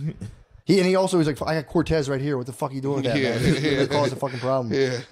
And by the way, Cortez already knew all about this, but he didn't want to get his boys all upset. But now that the cat was out of the bag, he was like, oh shit, the thing gave him an idea. Plus he had this letter. So Cortez, by the way, had been scheming on ways to capture Montezuma this whole time without causing a disturbance. And this letter to him was a key. So Cortez requests a letter with Montezuma, or a meeting with Montezuma. Montezuma agrees. And again, same thing, like, yo, just like he did in Cholula, like, I just want to, like, you're like the fucking man. I just want to, like, honor you. Cortez brings Malinche and just a small handful of his most trusted captains, a couple guys, small party. And Montezuma welcomes him again, gifts, all that shit. He even offers Cortez the hand of his daughter in marriage, and Cortez declines, telling Montezuma, I'm already married. I have my translator, babe. And he also has a wife back in Cuba, too. But Hey, you. yeah, he sets one of his captains up with Montezuma's daughter, and the captain's like, yo, sick. So like, there's like genuine pleasantries out of the way. Cortez just goes, I mean, this was like an unprecedented vibe shift. Just like, fuck you, Montezuma. I fucking know you're involved in the conspiracy killing my boy in Veracruz, and you killed one of his horses. You're a piece of shit.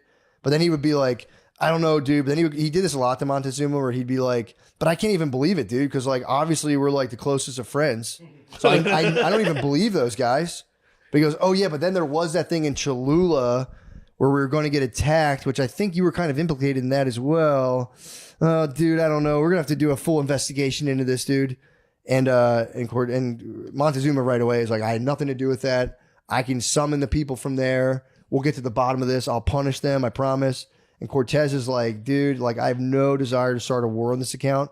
I don't want to destroy your city, which is a funny thing he claimed. Damn. He goes, look, everything's going to be forgiven, but provided you now come quietly with us to our quarters and make no protest. So like you're our prisoner now while we sort this out. And Montezuma's just like, what the fuck? So he's like, dude, and Cortez is like, dude, it's just a formality. You'll be well served and attended to. Like you're in your own palace. But if you cry out now or like raise any commotion, one of these guys is going to basically impale you with a sword. And that's the reason I bought them here. So Montezuma completely caught on the back foot. Didn't see this Cortez playing this card. Like I said, pleads his innocence. But he's like, this is kind of a really sick, I might use this if I ever get arrested. He was like, I hear you, dude. I want to get to the bottom of this with you. But he goes, this is his quote. He says, my person is not such that can be made a prisoner of. He's being like, I can't be I'm not a prisoner, dude. Like, you're just crazy you're even suggesting this. Bars. And he goes, plus, if my people see me as your prisoner, they're going to fucking melt down. So he goes, look, we're not doing this. And they go back and forth for a long time. And then one of Cortez's guys, Leon, just spazzes, being like, dude, if any of his guards come back, they're going to call the other guards. We're going to get killed. He's like, basically said, like, either we take him or knife him. If we don't look after ourselves, we shall be dead men. But he's saying this like spastically. And Montezuma, he doesn't know what Leon said, but he's kind of reading his tone and probably like the jabbing of a sword. So he pleads. Well, Just the language you understand. yeah. So he pleads to Malinche to translate. And Malinche, always a stoic babe, tells Montezuma, like, you better go along with Cortez. And she's like, you'll be fine if you do everything he says. But if you don't, these guys will definitely stab you. So Montezuma's like, fine, I'll fucking go. He's like, but on one condition, it's got to look like it's my idea to go with you. I want to keep up appearances. He's like, I'm going to send a messenger to tell my high priest that after considerable prayer, I've decided to live with Cortez and his men for a few days just so I can learn their ways. And after this was done, Montezuma was escorted by Cortez to the Spanish quarters, the Spaniards' quarters, which is his, his dead father's palace, as the town people all stared in amazement, wondering what was happening. And we're going to end here. This was the first step in the most astonishing takeover in all of military history. But as the author says, little did Cortez know that the real fight for the Aztec Empire had only just begun. So you always hear that he just kind of like took him prisoner real quick, but that's how he did it. It was all tied back to his city of Veracruz. And he kind of just like jacked him basically. He was like, yo, we're going to kill you right fucking now. Which they could do. That was like a thing he didn't even consider. Like, yeah, they could fucking kill me. Yeah. And it's like, if you kill me, my guys will kill you. But he's probably like, I don't want to fucking die. Yeah. So he was like, fine. It was straight up like a robbery where it's like, all right, wait. Now, can I give you what I want to give you? Like, you guys can have some stuff, but like... Dude, I don't know. And he just was like, I'll go. Like thinking like probably like, all right, I'll go with these guys and I'm here. This is my city. There's just a couple of Wizards. The wizards and black spirits. So that's it. And then we'll pick up in chapter 9. We'll try to do like 3 more chapters. But yeah, that was a long one. How long was it? There we go. Well, there you have it, guys. Any final words on the that we finally, ladies and gentlemen, we've captured Montezuma. I can't wait. Ladies and gentlemen, we got him. They really did get him like that, man. Just a quick cloak and dagger. Yeah. But I always heard about it in a way that almost sounded like cartoonish, where they're just like in a room and they're like, come with us. But there was a lot more to it than, you think. So, he had a whole setup. By the way, the book, we're like this far into the book. There's like that much left. So there really must be a lot of like pretty brutal battles and,